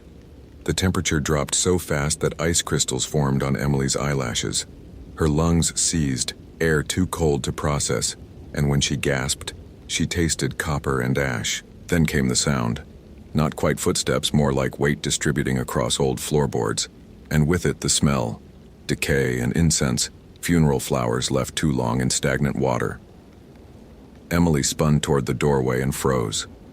A woman stood in the entrance, silhouetted against the failing daylight. She wore white, not the white of clean linen, but the white of bone left to weather, of snow that's absorbed pollution. Her hair hung in front of her face in a black curtain so thick that no features were visible, the strands reaching past her waist and moving independently of any breeze. When she raised one arm, the sleeve fell back to reveal skin that had the waxy, translucent quality of something long submerged. Emily's gift screamed at her, every nerve firing warnings that came 75 years too late. This was Kimiko Tanaka, or what remained after decades of rage had burned away everything human, leaving only the Onryo, the vengeance spirit from her grandmother's stories, the thing that returned when injustice went unpunished, when shame and fury outlived the body that first contained them.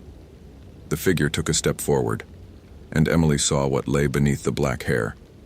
Not a face, but an absence of face. Features smoothed away by fire until only eye sockets remained, deep and dark and fixed on Emily with unmistakable recognition. "I didn't..." Emily's voice failed. She tried again. "I didn't hurt you, that wasn't me." But that didn't matter, did it? Her grandmother had explained the rules of Onryo when Emily was young enough to have nightmares about them. They didn't discriminate. Vengeance without discretion. Punishment for proximity. And Emily, with her sensitivity, her openness to the spiritual world, was more than merely proximate. She was permeable. The spirit lunged. Emily threw herself sideways, crashed through rotten furniture, felt splinters drive into her palms. The Onryo moved in a way that violated physics, one moment in the doorway, the next directly behind Emily, that smell of decay intensifying until Emily's stomach heaved. She rolled, came up running, burst through the structure's back wall where the wood gave way like paper. Outside, the forest had changed again, or perhaps revealed its true nature. The trees stood closer together now, their branches interweaving overhead to block all but the weakest light. And everywhere, carved into bark, painted on stones, scratched into the moss, were symbols Emily recognized from her childhood. Kanji for binding, return, hair, shame. Some looked old, weathered by decades. Others were fresh, cut recently into living wood. Sophia had been here, had seen these, had written about them in her journal before whatever happened to her happened. Emily ran deeper into the trees, her ranger training screaming that she should stay put, that moving in reduced visibility was how people died in the wilderness. But staying meant facing the Onryo again, meant feeling that supernatural cold that seemed to freeze not just flesh, but the electrical impulses in her brain, the chemical reactions that sustained thought and identity. She burst into a clearing and stopped so abruptly she nearly fell. 27 photographs hung from branches like obscene fruit, each one fixed with wire through punched holes in the cardstock. Sophia's photographs, Emily recognized the professional quality, the careful composition. But the subject matter was wrong. Each image showed the same scene, the structure where Emily had found the journal, but occupied. In the windows, pale faces pressed against the glass. In the doorway, that white-clad figure, hair obscuring everything above the shoulders.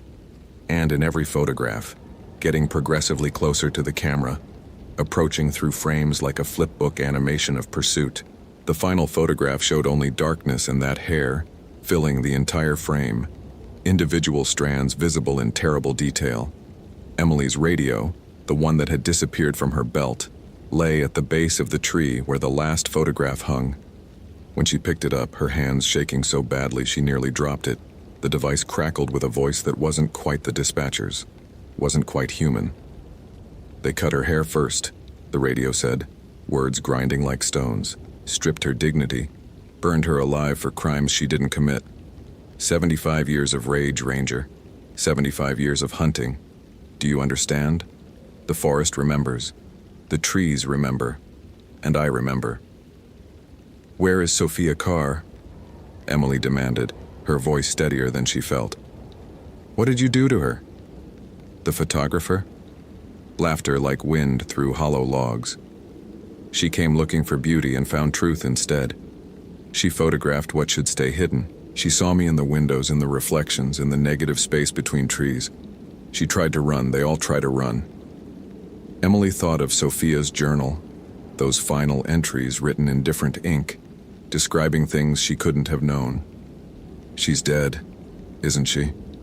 Dead. Alive. These words have lost meaning here. The photographer is where she belongs now, keeping me company in the place where they trapped me, where they thought rope and fire could end what they started with cruelty. But shame doesn't die, Ranger. Injustice doesn't decompose, and neither do I. The radio died with a burst of static. Emily stood in the clearing, surrounded by photographs of her own approaching death, and made a decision that probably meant her own end, but was the only choice her training and her conscience would allow. She needed to find Sophia Carr's body. She needed to document this, and if she couldn't leave this forest alive, she could at least leave evidence. She pulled out the journal from her pack, clicked on her headlamp, thankfully still functioning, and began to write, documenting everything. The location, the symbols, the photographs, the encounter with the Onryo. Her hand cramped from writing so fast, words sometimes illegible in her haste, but she captured the essential facts. If another ranger found this, if someone came looking, they needed to understand what waited in these woods. As she wrote, the temperature continued dropping. Frost formed on the photographs above her head, crystals spreading across Sophia's captured images until the faces in the windows were obscured by ice. Emily's breath came in shorter gasps, each inhalation burning her throat. When she finished writing, she carefully placed the journal at the base of the tree, weighted it down with rocks so it wouldn't blow away. Then she turned to face the forest and spoke clearly, hoping the Onryo could hear, hoping some trace of Kimiko Tanaka still existed beneath the rage. "You were wronged," Emily said. "Murdered for crimes you didn't commit, left to burn while innocent. I acknowledge that. I witness it, and I'm sorry. Not for myself, because apologies from strangers mean nothing. I'm sorry that justice never came. I'm sorry that shame outlived those who should have carried it. I'm sorry that your name was forgotten while your killers probably died peacefully in their beds." Silence. Then, from behind her, "Sorry doesn't restore stolen dignity." Emily turned slowly. The Onryo stood 5 feet away, close enough that Emily could see the details her mind had tried to erase during the first encounter. The melted flesh, the exposed bone structure, the way the hair moved with purposeful intelligence like it was somehow alive, somehow the most vital part of what remained. "No," Emily agreed. "Sorry doesn't fix anything, but maybe witness does. Maybe acknowledgement does. You've been alone here for 75 years, with only victims to punish and no one to confirm that what happened to you was monstrous. I see you, Kimiko Tanaka. I know what they did. And I'm telling your story. It's written in that journal, and other rangers will find it, and your name will be remembered for something other than their shame." The spirit tilted her head, an eerily human gesture that made Emily's chest constrict. "You think words in a book matter to the dead?" "I think rage this strong comes from wanting to be seen," Emily said, her grandmother's lessons surfacing through decades of dismissal. "I think you've been screaming into silence for 3/4 of a century, and I think maybe, if someone finally listens, if someone finally acknowledges the injustice without flinching from it, maybe the screaming can stop." "The photographer didn't listen," the Onryo said. "She only saw material for her art. She photographed suffering like it was aesthetic." Emily's stomach turned. "Where is she?" The spirit gestured toward the structure. That slow movement that suggested time operated differently for her. "In the place where they trapped me, where her camera captured my image one too many times, trapping me again in silver and chemicals. So I showed her what it means to be trapped, to be bound by others' perception, to have your humanity reduced to a cautionary tale." Emily started toward the structure, her legs heavy as if moving through waist-deep water. The Onryo followed, not threatening exactly, but present. A cold pressure at Emily's back that made her skin crawl. Inside the building, Emily's headlamp illuminated what she'd been too panicked to examine properly before. Sophia Carr sat in the far corner, back against the wall, camera still clutched in her hands. Her eyes were open but unseeing, her face locked in an expression of terminal terror. But she was breathing, shallow, irregular breaths that suggested something between life and death, consciousness trapped in a body that couldn't escape. "Jesus Christ," Emily whispered. She knelt beside Sophia, checked her pulse.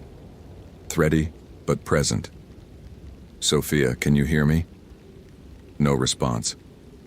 Sophia's eyes didn't track Emily's movements, didn't respond to the light shining directly into them. Whatever the Onryo had done, it had left Sophia functionally catatonic, trapped in her own mind the way Kimiko had been trapped in this structure. "Let her go," Emily said, standing to face the spirit. "This isn't justice. This is just more cruelty, more injustice. You're becoming what they were. Someone who punishes the innocent because punishment feels better than powerlessness." "The innocent?" The Onryo's voice rose, the windows rattling in their frames. "She exploited tragedy for profit, turned suffering into portfolio pieces. How is that innocent?" "She's a photographer," Emily said desperately. "She takes pictures. That's not the same as what they did to you. That's not even close. And if you can't see the difference, then they won. They burned away your humanity so thoroughly that all that's left is rage without reason," the spirit screamed. And it was worse than any sound Emily had heard in her life, not because of volume, but because of what it contained. Decades of pain compressed into a single expression, all the words Kimiko Tanaka never got to say when they put the rope around her neck, when they shaved her head, when they watched her burn. The structure shook, boards splintering, the roof dropping chunks of rotten wood. But Emily stood her ground, even as her ears rang and blood trickled from her nose. "I'm not leaving without her," she said when the sound finally stopped. "If you want to trap someone, trap me instead. I'm the one with the gift, the sensitivity. I'm the one who can actually hear you, really hear you, not just photograph what I don't understand. I'll stay. I'll witness your story for as long as it takes. But let Sophia Carr go." The Onryo moved closer, that hair reaching out to brush against Emily's face. Where it touched, Emily's skin went numb, cells dying on contact with something that had been dead for so long that its corruption had become contagious. The spirit leaned in, those empty eye sockets inches from Emily's face, and whispered in a voice that might have once been beautiful before fire destroyed her throat. "You would trade yourself for someone you don't even know?" "That's what Rangers do," Emily said, surprised by the steadiness in her voice. "We protect people in these spaces, even from things we don't fully understand, even from injustices that predate our birth. Let her go, Kimiko. Let one person leave this forest with their mind intact. Show me that compassion didn't burn away completely." For a long moment, nothing happened. Then the Onryo withdrew, that black hair retreating like living shadow. The temperature rose fractionally, still cold, but no longer the bone-deep freeze that suggested proximity to something that had learned to weaponize absence of warmth. "Take her," the spirit said.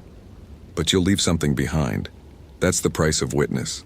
Part of you stays here, part of you carries this story, and you'll never be quite warm again, Ranger. Never quite free of knowing what humans can do to each other when they're afraid, when they need someone to blame. That's the real curse, not the supernatural horror, but the banal evil that creates it." Emily nodded, understanding the terms even if she didn't fully comprehend the mechanism. She grabbed Sophia under the arms, started dragging her toward the door. The photographer was dead weight, still catatonic, but Emily pulled with everything she had, her ranger training kicking in with proper lifting techniques, distribution of weight. At the doorway, Emily paused, looking back at the Onryo one final time. "Your name is Kimiko Tanaka," she said clearly. "You were 31 years old. You worked as a camp cook. You were murdered in 1942 by men who needed someone to blame for their own failures. That's the truth. That's what I'll tell anyone who will listen. You weren't a cautionary tale or a ghost story or a warning. You were a person, and what happened to you was inexcusable." The spirit said nothing, but something in the quality of her silence felt less like rage and more like grief. The original emotion that fury had been protecting all these decades. Then she faded, not disappearing exactly, but receding, her presence withdrawing to somewhere deeper in the structure, deeper in the woods, deeper in whatever dimension the truly wronged dead inhabited. Emily dragged Sophia into the forest. The trees moved aside this time, branches parting to reveal the trail, the actual trail, marked with the familiar blazes that Emily knew by heart. Her radio crackled back to life on her belt, the dispatcher's voice cutting through static with coordinates and weather updates that made sense again, time resuming its normal flow. It took her 3 hours to get Sophia to the nearest trail access point, where a SAR team was already mobilized searching for them both. The paramedics took over, loaded Sophia onto a stretcher, started asking Emily questions she couldn't fully answer because some truths don't translate into official reports. In the ambulance, under harsh fluorescent light that made everything feel brutally real, Sophia suddenly grabbed Emily's wrist. Her eyes focused for the first time in hours, terror giving way to confusion. "Did you see her?" Sophia whispered. "The woman with the hair?" "Yes," Emily said simply. "I couldn't stop photographing her. She was in every shot, closer each time, and I couldn't stop. It was like my camera was possessed, like she was pulling herself through the lens into the real world, using my work as a bridge." "She's trapped there," Emily said, "in that place where they killed her, and she's angry, but also alone. 75 years alone with no one acknowledging what happened to her." Sophia's grip tightened. "You talked to her." "I witnessed her," Emily corrected. "I listened, and I promised to tell her story." Over the following weeks, as Sophia recovered in Harborview Medical Center in Seattle, Emily researched Olympic National Park archives, historical societies, interviews with elderly locals who remembered the old logging camps. She found Kimiko Tanaka in faded records, a single photograph from 1941, a young woman with long black hair smiling at the camera, proud and dignified. Employment records showing she worked at Camp 7 from 1939 to 1942. A death certificate listing accidental fire as cause, signed by a coroner who was also the camp supervisor, witnessed by men who later bought property with mysterious cash infusions. Emily wrote it all down, compiled it into a report that went far beyond standard NPS documentation. She sent copies to historical societies, to Japanese-American community organizations, to anyone who might ensure Kimiko Tanaka's name lived somewhere other than in rage and frost and the spaces between trees. She returned to the Hoh River Trail once more, 3 months later, when winter had properly settled over Olympic National Park. Snow covered the forest in silence, and Emily walked the familiar path with offerings she'd researched carefully. White chrysanthemums, incense, sake in a ceramic bottle. At mile marker 12, she found the structure, now just a collapsed pile of rotting timber, no longer preserved beyond reason. Emily arranged the offerings carefully, bowed in the manner her grandmother had taught her decades ago, and spoke Kimiko's name 3 times to the quiet forest. She didn't see the Onryo again, but she felt something release, a tension in the air dissipating like held breath finally exhaled. The cold that had settled into Emily's bones after that first encounter never fully left. Even in summer, she carried an extra layer, needed the heat turned higher than her colleagues, woke sometimes in the night with frost forming on her windows from the inside. It was the price of witness, as the Onryo had promised. A permanent reminder that some horrors don't end. They just find people willing to acknowledge them. Sophia Carr left the Pacific Northwest 3 weeks after her discharge from the hospital. Before she left, she gave Emily a small box containing every photograph from that trip, undeveloped rolls of film that she'd never printed and never would.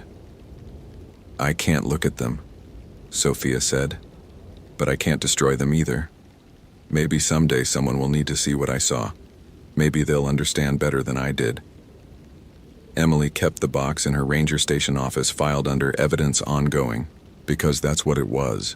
Evidence that the land remembered, that injustice carved scars visible only to those willing to look, that the dead sometimes refused to rest until someone finally acknowledged their names and their stories without flinching from the horrible truth. On quiet nights when Emily patrolled the Hoh River Trail, she sometimes saw movement in her peripheral vision, black hair in the distance, white fabric between trees. But she never felt threatened. The Onryo's rage had diminished from forest fire to candle flame, sustained now not by vengeance but by the simple fact of being remembered.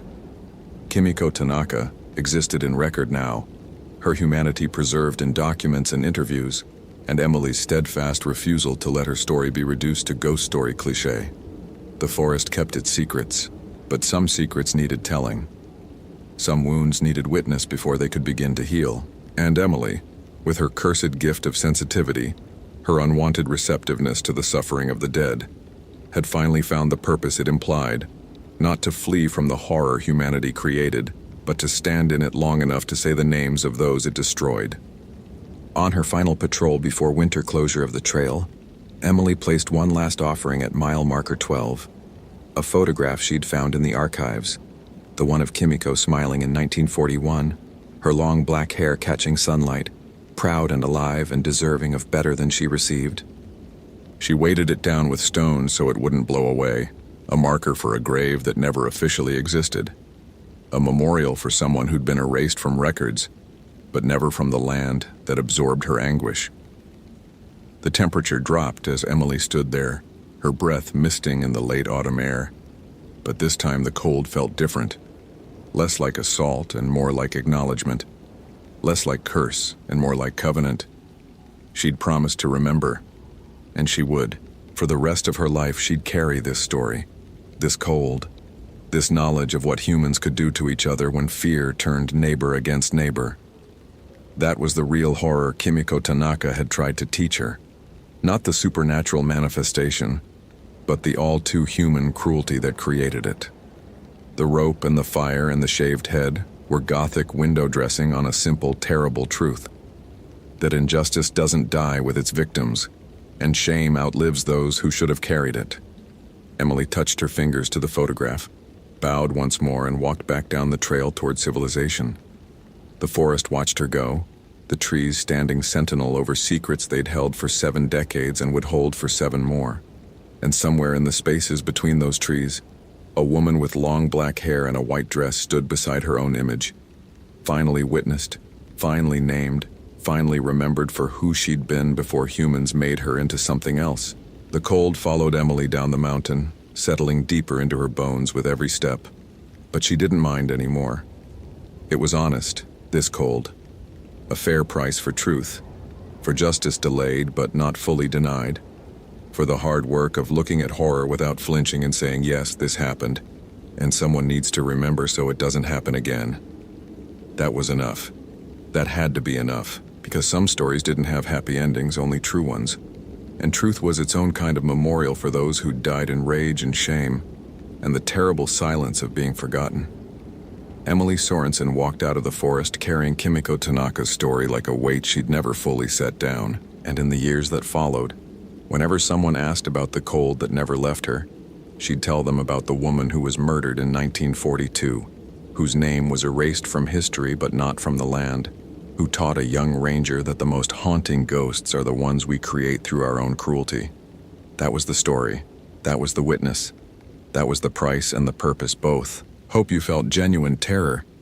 If you appreciate authentic horror rooted in real folklore, consider following for more stories. Which moment scared you most? Share your theory about what happened.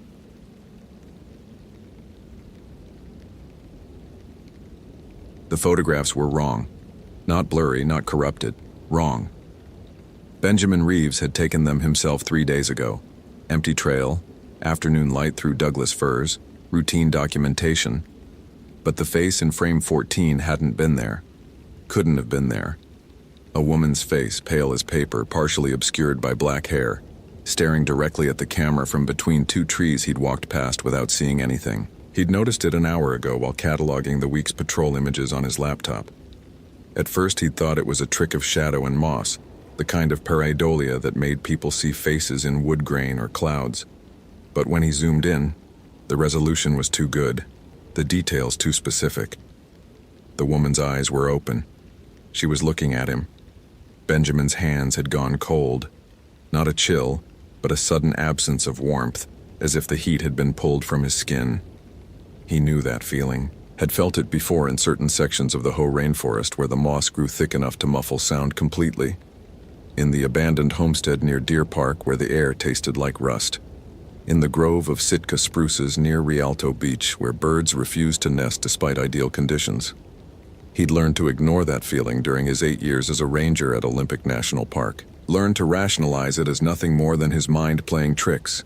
The result of too much solitude and too many nights reading about local disappearances before bed. But the face in the photograph wouldn't rationalize. It was there, captured at 2:47 p.m. on October 4th, 2011 on the Spruce Railroad Trail, exactly where Kayla Morrison had been reported missing 2 days later. Benjamin closed the laptop and walked to the window of the ranger station. Outside, the October rain fell in sheets across Lake Crescent, turning the water the color of slate. The Douglas firs surrounding the station swayed in the wind, their branches scraping against the roof with sounds like fingernails on wood.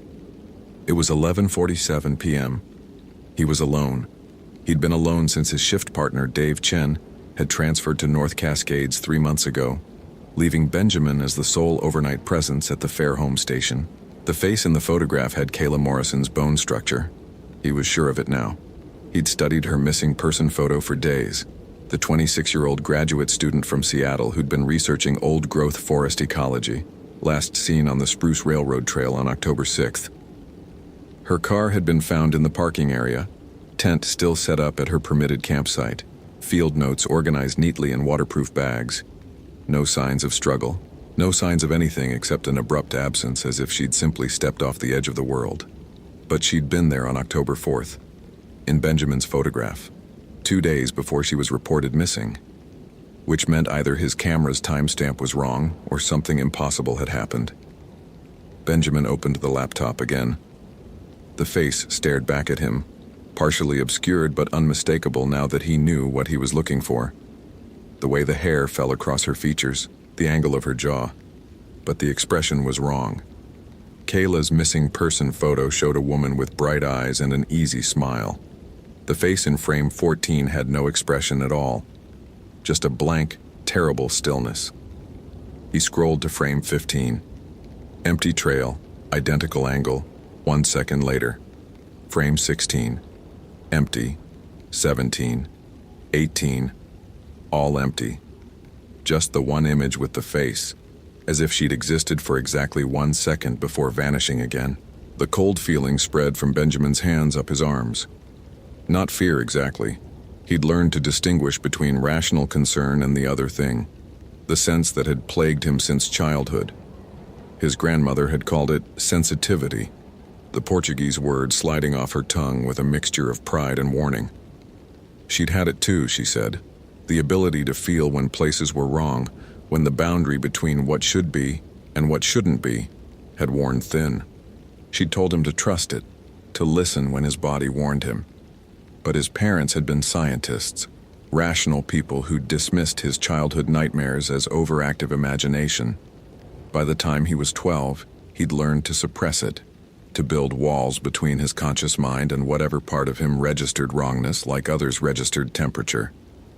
Those walls were crumbling now. Benjamin grabbed his Motorola XTR radio and considered calling it in, but calling what in? A face in a photograph that might be pareidolia, might be a timestamp error, might be nothing at all. Search and rescue had already combed the Spruce Railroad Trail twice. They'd found nothing. The official theory was that Kayla had gone off trail, possibly fallen, possibly gotten disoriented in the dense undergrowth. The Hoh rainforest could swallow people whole if they weren't careful.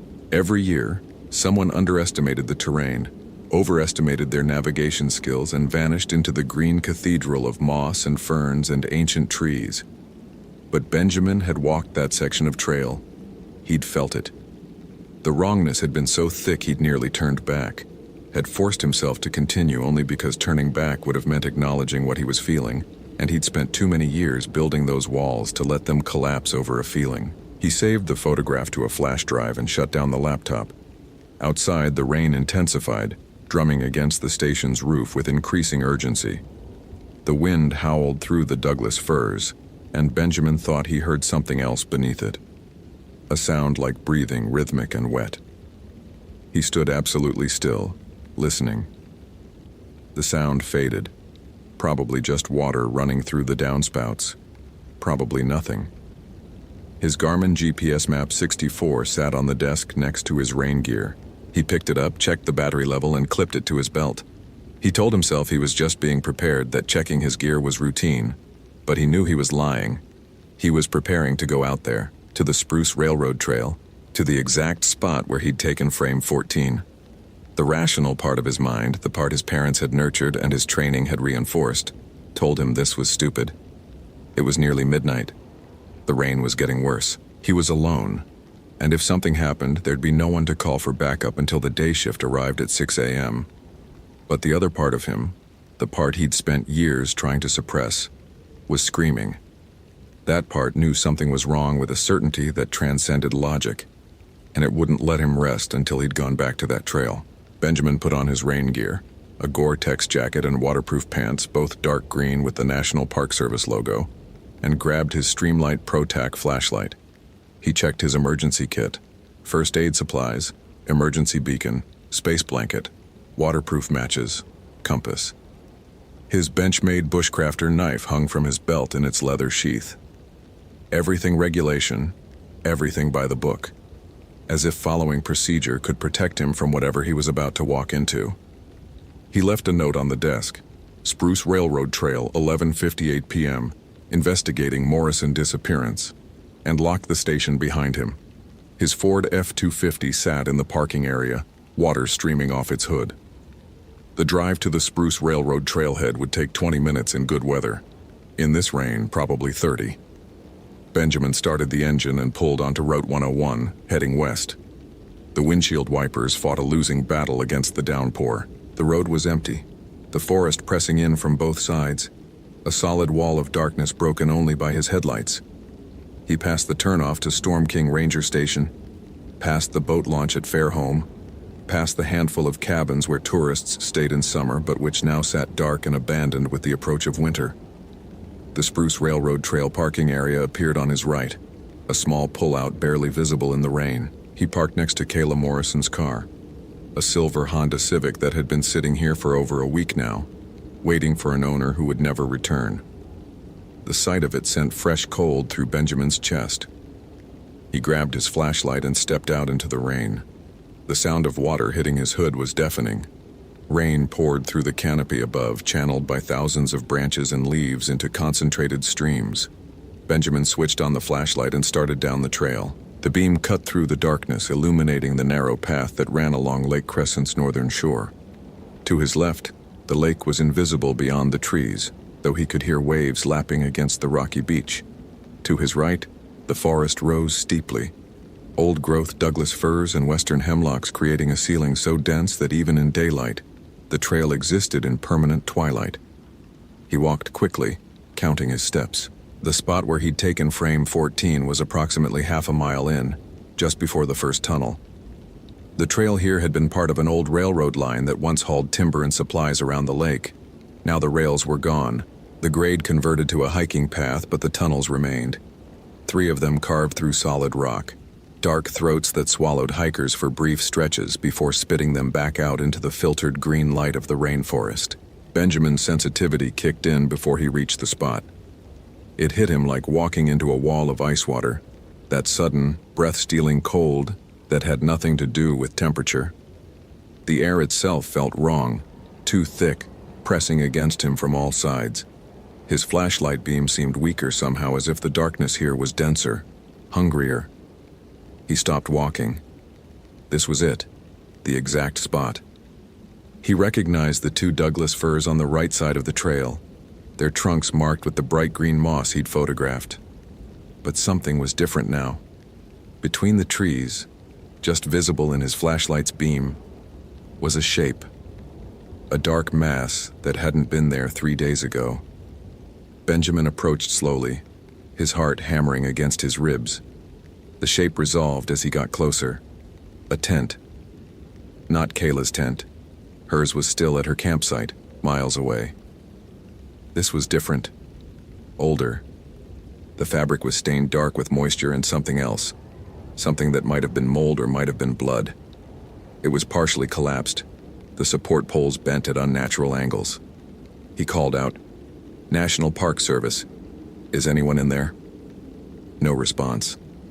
Just the rain and the wet breathing sound of water moving through the forest. Benjamin circled the tent, looking for an entrance. The zipper was open, the flap hanging loose. He aimed his flashlight inside. Empty. Not abandoned empty, but wrong empty. The interior was pristine, as if no one had ever used it. No sleeping bag, no gear, no signs of habitation. But the tent walls were covered in writing. Benjamin leaned closer, his flashlight beam trembling slightly. The writing was in Japanese.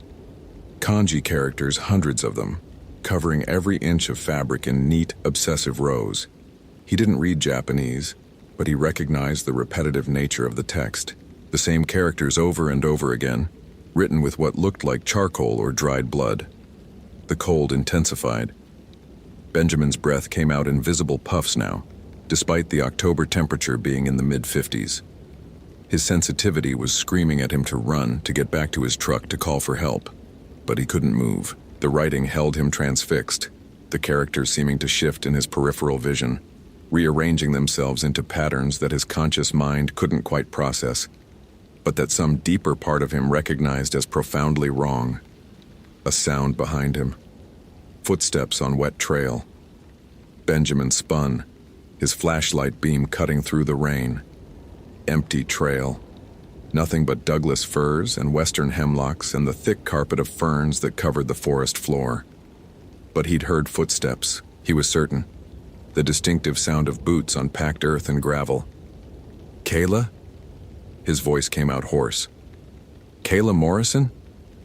The rain answered him, intensifying until it sounded like static, like white noise drowning out everything else. Benjamin backed away from the tent, his flashlight sweeping the trail in wide arcs. Nothing. No one. But the feeling of being watched was overwhelming now, a physical pressure against his skin. He could feel eyes on him, multiple sets of eyes, though when he looked there was nothing to see except trees and rain and darkness. He pulled out his radio. Fairholme Station. This is Ranger Reeves. I'm on the Spruce Railroad Trail, approximately half-mile from the parking area. I've found an unregistered tent at the Morrison disappearance site. Requesting backup. Static answered him. Pure white noise. No voices. No acknowledgement. Benjamin adjusted the frequency and tried again. More static. The radio was working. He could see the transmission indicator lighting up. But nothing was getting through, or nothing was responding. A figure appeared on the trail ahead. Benjamin's flashlight beam caught her in mid-step. A woman in white, her kimono soaked through and clinging to her skeletal frame, her hair hanging in long black ropes that covered most of her face. She stood absolutely motionless, her bare feet pale against the dark earth of the trail. Benjamin's flashlight fell from his hand. It hit the ground with a plastic crack, the beam swinging wildly before coming to rest, pointing at the forest canopy. In the sudden darkness, he could see the woman more clearly, as if light had been obscuring her rather than revealing her. She was glowing faintly, a phosphorescent pallor that reminded him of bioluminescent fungi. Her hands hung at her sides, fingers too long, too thin. Where her face should be was only hair and a suggestion of features beneath, a mouth slightly open, and eyes that reflected no light at all. The temperature dropped another 20 degrees in an instant. Benjamin's breath crystallized in front of him. Ice formed on the wet fabric of his rain gear, crackling softly. The woman took a step forward, her movement completely silent despite the muddy trail. Then another step. She moved like something that had forgotten how human locomotion worked, her joints bending at wrong angles, her gait too smooth. Benjamin's training finally kicked in. He bent, scooped up his flashlight, and ran. Back toward the parking area, his boots slipping on the wet trail, branches whipping at his face. Behind him he heard nothing. No footsteps pursuing him, no sounds of movement. But the cold followed him, wrapping around him like a living thing. And his sensitivity was howling with terror so primal that conscious thought barely registered. He burst out of the forest into the parking area, gasping for air. His truck sat where he'd left it, water streaming off its hood. Kayla Morrison's Honda was still there too, and standing between the vehicles, illuminated by his flashlight beam, was the woman in white. She hadn't followed him. She'd arrived before him, or had been here all along, waiting. Benjamin scrambled into his truck, slammed the door, locked it. His hands shook so badly he could barely get the key into the ignition. The engine roared to life. He threw the truck into reverse, tires spinning on the wet pavement, and peeled out onto Route 101. In his rearview mirror, the woman stood in the middle of the parking area, perfectly still, growing smaller as he accelerated away. Her figure remained visible far longer than should have been possible, that faint phosphorescent glow cutting through the rain and darkness. He made it back to Fairholme Station in 15 minutes, the truck fishtailing around corners, speedometer pushing 70 on roads designed for 45. He locked himself inside the station, checked every window, every door. His radio still produced only static. He tried his cell phone, no signal, which wasn't unusual out here, but the timing felt deliberate. He was cut off, alone, with something that couldn't possibly exist, but that he'd seen with absolute clarity. Benjamin's training told him to stay calm, to think rationally, to find a logical explanation. But his sensitivity knew better. Whatever that woman was, she wasn't human, wasn't alive, was something that violated every natural law he'd been taught to believe in. He opened his laptop and pulled up the photograph again. Frame 14, the face between the trees. He zoomed in as far as the resolution allowed. The woman's features were clearer at higher magnification. The same pale skin, the same black hair, the same mouth slightly open, revealing darkness inside. And now that he was looking for it, he could see what he'd missed before. The white fabric of a kimono, barely visible behind the tree trunks. Kayla Morrison had been researching old-growth forests. Benjamin pulled up her research proposal from the case file he'd downloaded earlier. She'd been specifically interested in the ecological history of the Pacific Northwest, particularly the impact of early 20th century Japanese immigration on forest management practices. Her research had focused on the areas around Lake Crescent, where a small Japanese fishing and logging community had existed in the early 1900s before being displaced during World War II. Benjamin opened a new browser window and searched for Japanese fishing community Lake Crescent. The search results loaded slowly over the station's satellite internet connection. Several historical society articles appeared, documenting the settlement that had once existed near what was now the Spruce Railroad Trail. The community had been small, maybe 30 families, but thriving until the internment camps. Everyone had been forced to leave in 1942. Their homes had been burned, their possessions confiscated. Most never returned. One article included photographs. Benjamin scrolled through them. Grainy black and white images of families, fishing boats, simple wooden structures. And then he stopped scrolling. The photograph was dated 1941, taken by a visiting missionary. It showed a group of women in traditional clothing standing near the lakeshore. In the back row, partially obscured by the others, was a young woman in a white kimono. The caption identified her as Emiko Nakamura, age 23, who had died under mysterious circumstances in September 1941, just months before the evacuation. The resemblance to the figure Benjamin had seen on the trail was unmistakable. He clicked on the article about Emiko Nakamura's death. The details were sparse. She'd been found in the forest near what was now the Spruce Railroad Trail, dead of exposure despite the warm September weather. Local authorities had ruled it suicide, but the Japanese community had insisted otherwise. They'd claimed she was murdered, that her death was the result of anti-Japanese sentiment that was already running high before Pearl Harbor. There had been an investigation, but nothing conclusive. Emiko had been buried in a small cemetery that the community maintained, and then a year later everyone had been sent to internment camps, and the cemetery had been abandoned, eventually consumed by the forest as the land returned to federal control. Benjamin sat back in his chair, his mind racing.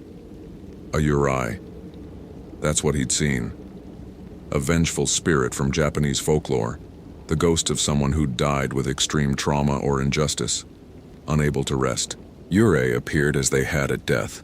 Emiko's white kimono would have been her funeral clothing. They manifested in places connected to their death or their anguish, and they were known for their obsessive focus on whatever wrong had been done to them. But Uri were stories, folk tales. They weren't real, except Benjamin had seen her. had felt the cold that accompanied her presence, had experienced the primal terror that his sensitivity recognized as genuine supernatural danger. He looked at the photograph again. Frame 14, taken days before Kayla Morrison disappeared. Had Kayla seen the Yurei too? Was that what had happened to her? The research proposal suggested she'd been investigating the old Japanese settlement. She would have found the same historical articles, maybe made the same connections. Had she gone looking for the abandoned cemetery? Had she found something that triggered Emiko's manifestation? Benjamin's radio crackled to life, static at first, then a voice, female speaking Japanese. The words were rapid, urgent, repeating in a loop. He didn't understand the language, but the emotion was clear.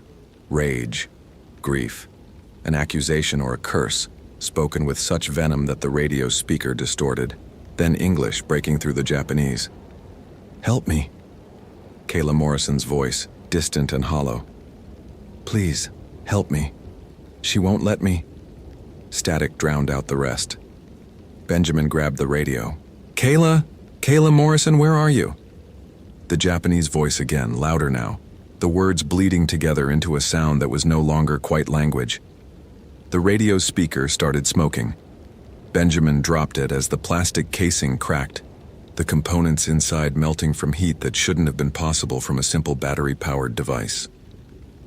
The Japanese voice continued even as the radio died, echoing from the walls of the station, from the windows, from inside Benjamin's own head. The lights went out. Emergency backup should have kicked in immediately, but the station remained dark. Benjamin grabbed his flashlight, but when he pressed the switch, nothing happened. Dead battery. Impossible. He'd checked it an hour ago. He fumbled for his backup light, clicked it on. The beam was weak, barely penetrating the darkness. Something moved past the window. A flash of white fabric, long black hair. Benjamin's sensitivity exploded with warning so intense it was physically painful, like knives scraping along every nerve. She was here. Emiko Nakamura's Yurei had followed him from the trail to the station, and now she was outside, circling, looking for a way in. The temperature inside the station dropped. Benjamin could see his breath. Ice formed on the inside of the windows, crystalline patterns spreading across the glass like fractures. He backed toward the center of the room, his weak flashlight beam darting from window to window. White fabric flashed past each one in turn. Impossibly fast movement, or multiple figures, or the same figure existing in multiple places simultaneously. The front door handle turned. Slowly, deliberately. Benjamin had locked it.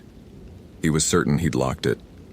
But the handle continued turning, the lock mechanism clicking uselessly. The door swung open. Emiko Nakamura stood in the doorway. Her kimono was pristine now, the white fabric glowing with that same phosphorescent light. Her hair hung in perfect black sheets, parted slightly over her face. Benjamin could see her eyes through the gaps, dark pools that reflected his flashlight beam like an animal's eyes catching headlights. Her mouth opened, revealing darkness inside, and she spoke. "Tasukete, help me." But it wasn't her voice. It was Kayla Morrison's voice coming from the Yurei's mouth, distorted and wrong, like audio played through corrupted speakers. Benjamin's training had nothing for this. His rational mind had nothing for this. Only his sensitivity had an answer, and that answer was pure primal terror. But beneath the terror was something else, a strange clarity. The Yurei wasn't here for him. She was here because of Kayla. Because Kayla had disturbed something, discovered something, and now she was trapped. "Where is she?" Benjamin's voice shook. "Where's Kayla Morrison?" Emiko tilted her head at an angle that would have broken a living person's neck. Her mouth moved, but the sound came from everywhere, echoing off the walls. "She sought truth. She found burden. Now she carries what I cannot release." "What burden? What truth?" The Yurei glided forward, her feet not quite touching the floor. Benjamin backed away until he hit the desk. Emiko raised one hand, her fingers too long and too pale, and pointed at the laptop. The screen flickered to life despite being closed. It opened on its own, the display showing not the desktop but photographs, dozens of them, Hundreds, scrolling rapidly, all showing the same scene from different angles. A grave, overgrown and forgotten, marked with a simple wooden post. He burned the truth, Emiko's voice said through Kayla's throat. He buried the lie. She dug too deep. The photograph stopped scrolling, freezing on a single image. The grave marker was visible now, the kanji carved into the wood still legible despite decades of weathering. Benjamin couldn't read it, but the date was clear. September 1941. Emiko Nakamura's grave. The screen changed. New photographs now, recent ones, clearly taken by Kayla Morrison on her digital camera. They showed the same grave excavated, the wooden marker lying beside a disturbed patch of earth. And in the hole where the grave should have been, nothing. Empty earth, no bones, no evidence of burial. The grave was false. He told them suicide, Emiko said. He told them shame. He buried nothing. He hid everything. Benjamin understood. Emiko Nakamura hadn't committed suicide. She'd been murdered, and whoever killed her had claimed she'd buried herself in shame when in reality there had been no burial at all. Her body had been hidden somewhere else, her grave a lie. And the truth had been lost when the Japanese community was forced into internment camps. Everyone who'd known the truth had been scattered or silenced. For 70 years, Emiko's Yurei had remained unable to rest because she'd never been properly mourned, never been given the rights that her culture demanded. And Kayla Morrison had found the empty grave, had disturbed it, had triggered something.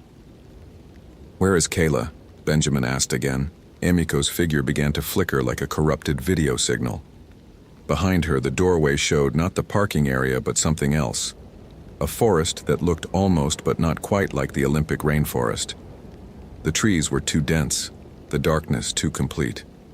And hanging from the branches were strips of white fabric, hundreds of them, like prayer papers or funeral markers.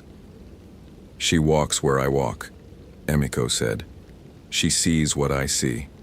She cannot leave until I can leave. You understand, you feel?"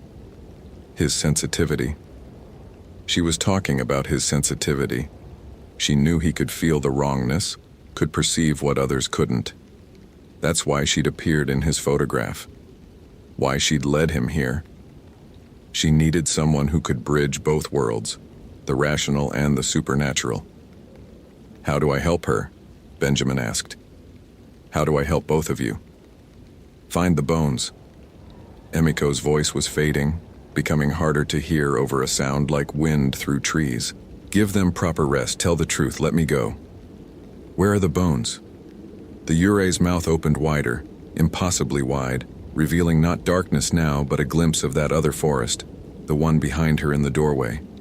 And hanging from a Sitka spruce in that impossible forest was Kayla Morrison, suspended by strips of white fabric, her eyes open but unseeing, trapped in the same liminal space where Emiko's spirit remained bound. "Where he left me," Emiko whispered. "Where the water turns black and nothing grows." The Yurei vanished. The lights in the station flickered back on. The temperature rose to normal. Benjamin stood alone in the middle of the room, his heart hammering, his hands shaking so badly he had to grip the desk to stay upright. The laptop screen showed only the desktop now, the photographs gone. But they'd been real. He'd seen them. More importantly, his sensitivity had recognized their truth, where the water turns black and nothing grows. Benjamin pulled up a topographic map of the Olympic National Park on his laptop. Lake Crescent was oligotrophic, exceptionally clear and pure, fed by snowmelt and springs. But there were a few places where the water darkened, where the depth increased suddenly, and the bottom dropped away into cold thermoclines where no plants could survive. One such place was the Devil's Punch Bowl, a deep spot on the northern shore not far from where the Spruce Railroad Trail ran. The historical articles had mentioned the Japanese settlement was near there. Before the trail existed, before the railroad, there had been fishing camps along that stretch of shore. The Devil's Punch Bowl would have been known to the community, a dangerous spot where several drownings had occurred over the years. Benjamin grabbed his rain gear and his emergency kit. He took a coil of rope from the supply closet, a waterproof flashlight, and his diving mask from the search and rescue equipment locker. The rational part of his mind told him this was insane, that he should wait for morning, call for backup, let professionals handle it. But he knew with absolute certainty that morning would be too late. Kayla Morrison was trapped in whatever liminal space Emiko's Urey inhabited, and every moment he delayed pushed her further from the world of the living. The rain had lightened to a drizzle when he reached the Devil's Punch Bowl access point, a narrow trail that branched off from the Spruce Railroad Trail and wound down to the lake shore. The water was black under the overcast sky, lapping gently against the rocks. Benjamin could see why the place had earned its name. The shore dropped off sharply here, the water deepening from ankle deep to over 100 feet within just a few yards of the beach. He secured the rope to a sturdy Sitka spruce and tied the other end around his waist. The water would be cold, probably 50 degrees even in October, but he'd searched these waters before in winter conditions. He could handle it. He had to handle it. Benjamin waded into the lake, the cold biting through his waterproof gear. The bottom disappeared beneath him after just 3 steps, and suddenly he was swimming, the rope playing out behind him. He dove, pulling himself down hand over hand along the rope, his flashlight cutting through the murky water. The lake bottom here was a jumble of boulders and sunken logs, creating caves and crevices where light rarely penetrated. His flashlight beam caught something white. Benjamin pulled himself closer. Bones. A skull wedged between 2 rocks. The rest of the skeleton scattered by decades of water movement. And wrapped around the bones, twisted through the rib cage and around the femurs, were strips of white fabric, the remains of a kimono, preserved by the cold, dark water. Emiko Nakamura. Murdered and dumped in the lake 70 years ago, hidden where no one from her community would find her, her grave on land a false marker planted to disguise the crime. Benjamin's lungs were burning. He grabbed the skull carefully, reverently, and kicked toward the surface. He breached gasping, the cold water streaming off his face. The shore was maybe 20 feet away. He swam for it, the skull cradled against his chest, the rope guiding him back. He collapsed on the rocky beach, shivering violently. The skull rested beside him, empty eye sockets staring at the sky. Benjamin pulled out his radio. Miraculously, it worked now. The earlier damage somehow reversed. "This is Ranger Reeves. I need Sayar at the Devil's Punch Bowl. I've found human remains, and I need someone to search for a missing person who may be in critical condition." The response was immediate. Help was coming. Benjamin looked at the skull and whispered, "I'm sorry. I'm so sorry no one found you sooner." The air around him changed. Not cold this time, but warm. A presence that his sensitivity registered not as threat, but as release. Emiko Nakamura's Urey appeared one final time, standing at the water's edge. But she looked different now, younger, her expression peaceful rather than anguished. She bowed deeply, the gesture full of gratitude and relief. Then she turned and walked into the forest, her figure fading with each step until she was gone. The forest lightened, literally lightened, as if a shadow that had been hanging over this stretch of shoreline for 7 decades had finally lifted. Benjamin could hear birds singing. He hadn't even realized they'd been silent. The morning sun broke through the clouds, turning the water of Lake Crescent from black to its usual crystalline blue. SAR arrived within 40 minutes. They found Kayla Morrison half a mile from the Devil's Punch Bowl, unconscious but alive, suffering from severe hypothermia and dehydration. She'd been missing for 8 days, but she looked like she'd been wandering for weeks. Her field notes, recovered from her backpack, documented her discovery of the empty grave and her theories about what had happened to Emiko Nakamura. The last entry was dated October 6th, the day she'd disappeared. "Something is watching me. Something in white. I can hear her crying." Kayla recovered in Seattle after 2 weeks in the hospital. She had no memory of the 8 days she'd been missing, just fragmented images of a dark forest and a woman in white who kept showing her things. Photographs, memories, truths that needed to be witnessed. The doctors attributed her survival to luck and the relatively mild October weather. Benjamin knew better. The remains from the Devil's Punch Bowl were identified through dental records as Emiko Nakamura, The FBI opened a cold case investigation into her death, though the murderer, if he'd ever existed, was long dead himself. Emiko's bones were returned to her surviving family in California, descendants of her brother who'd gone to the internment camps and never returned to Washington. She was given proper funeral rites according to her family's Buddhist traditions and cremated, her ashes scattered in the ocean according to her brother's wishes. Benjamin wrote a detailed report about finding the remains, carefully omitting any mention of Uri or supernatural manifestations. He stuck to the facts that could be verified, the historical research that had led him to search the Devil's Punch Bowl, the evidence of an old crime, the successful recovery of a missing person. His supervisors praised his dedication and intuition. The Seattle Times ran a story about the ranger who'd solved a 70-year-old murder and saved a missing hiker's life. But Benjamin knew the truth. He'd learned that his sensitivity wasn't a curse or a malfunction, but a real perception of genuine phenomena that existed outside the boundaries of scientific rationalism. The walls he'd built to suppress that sensitivity crumbled completely during those hours at the Devil's Punch Bowl, and he'd never been able to rebuild them. Now he felt everything, every cold spot, every place where the boundary between worlds wore thin, every presence that wasn't quite human. He transferred to a different park 6 months later, unable to shake the feeling that the forests around Lake Crescent were watching him, waiting to see if he'd help the next spirit that needed release. His last night at the Fairholme station, he found a photograph slipped under his door. He didn't remember taking it, didn't recognize the location, but in the center of the image, barely visible between two trees, was a figure. Not Emiko Nakamura this time. Someone else. Another face that needed to be found. Another truth that needed to be told. Benjamin looked at the photograph for a long time. Then he filed it carefully in his desk drawer, knowing he'd never stop searching for the stories hidden in the dark places. His sensitivity had made him vulnerable, but it had also made him necessary. Some debts could only be paid by those who could perceive them, and some truths could only be uncovered by people willing to acknowledge that reality was far stranger and more terrible than rational minds wanted to admit. Hope you felt genuine terror.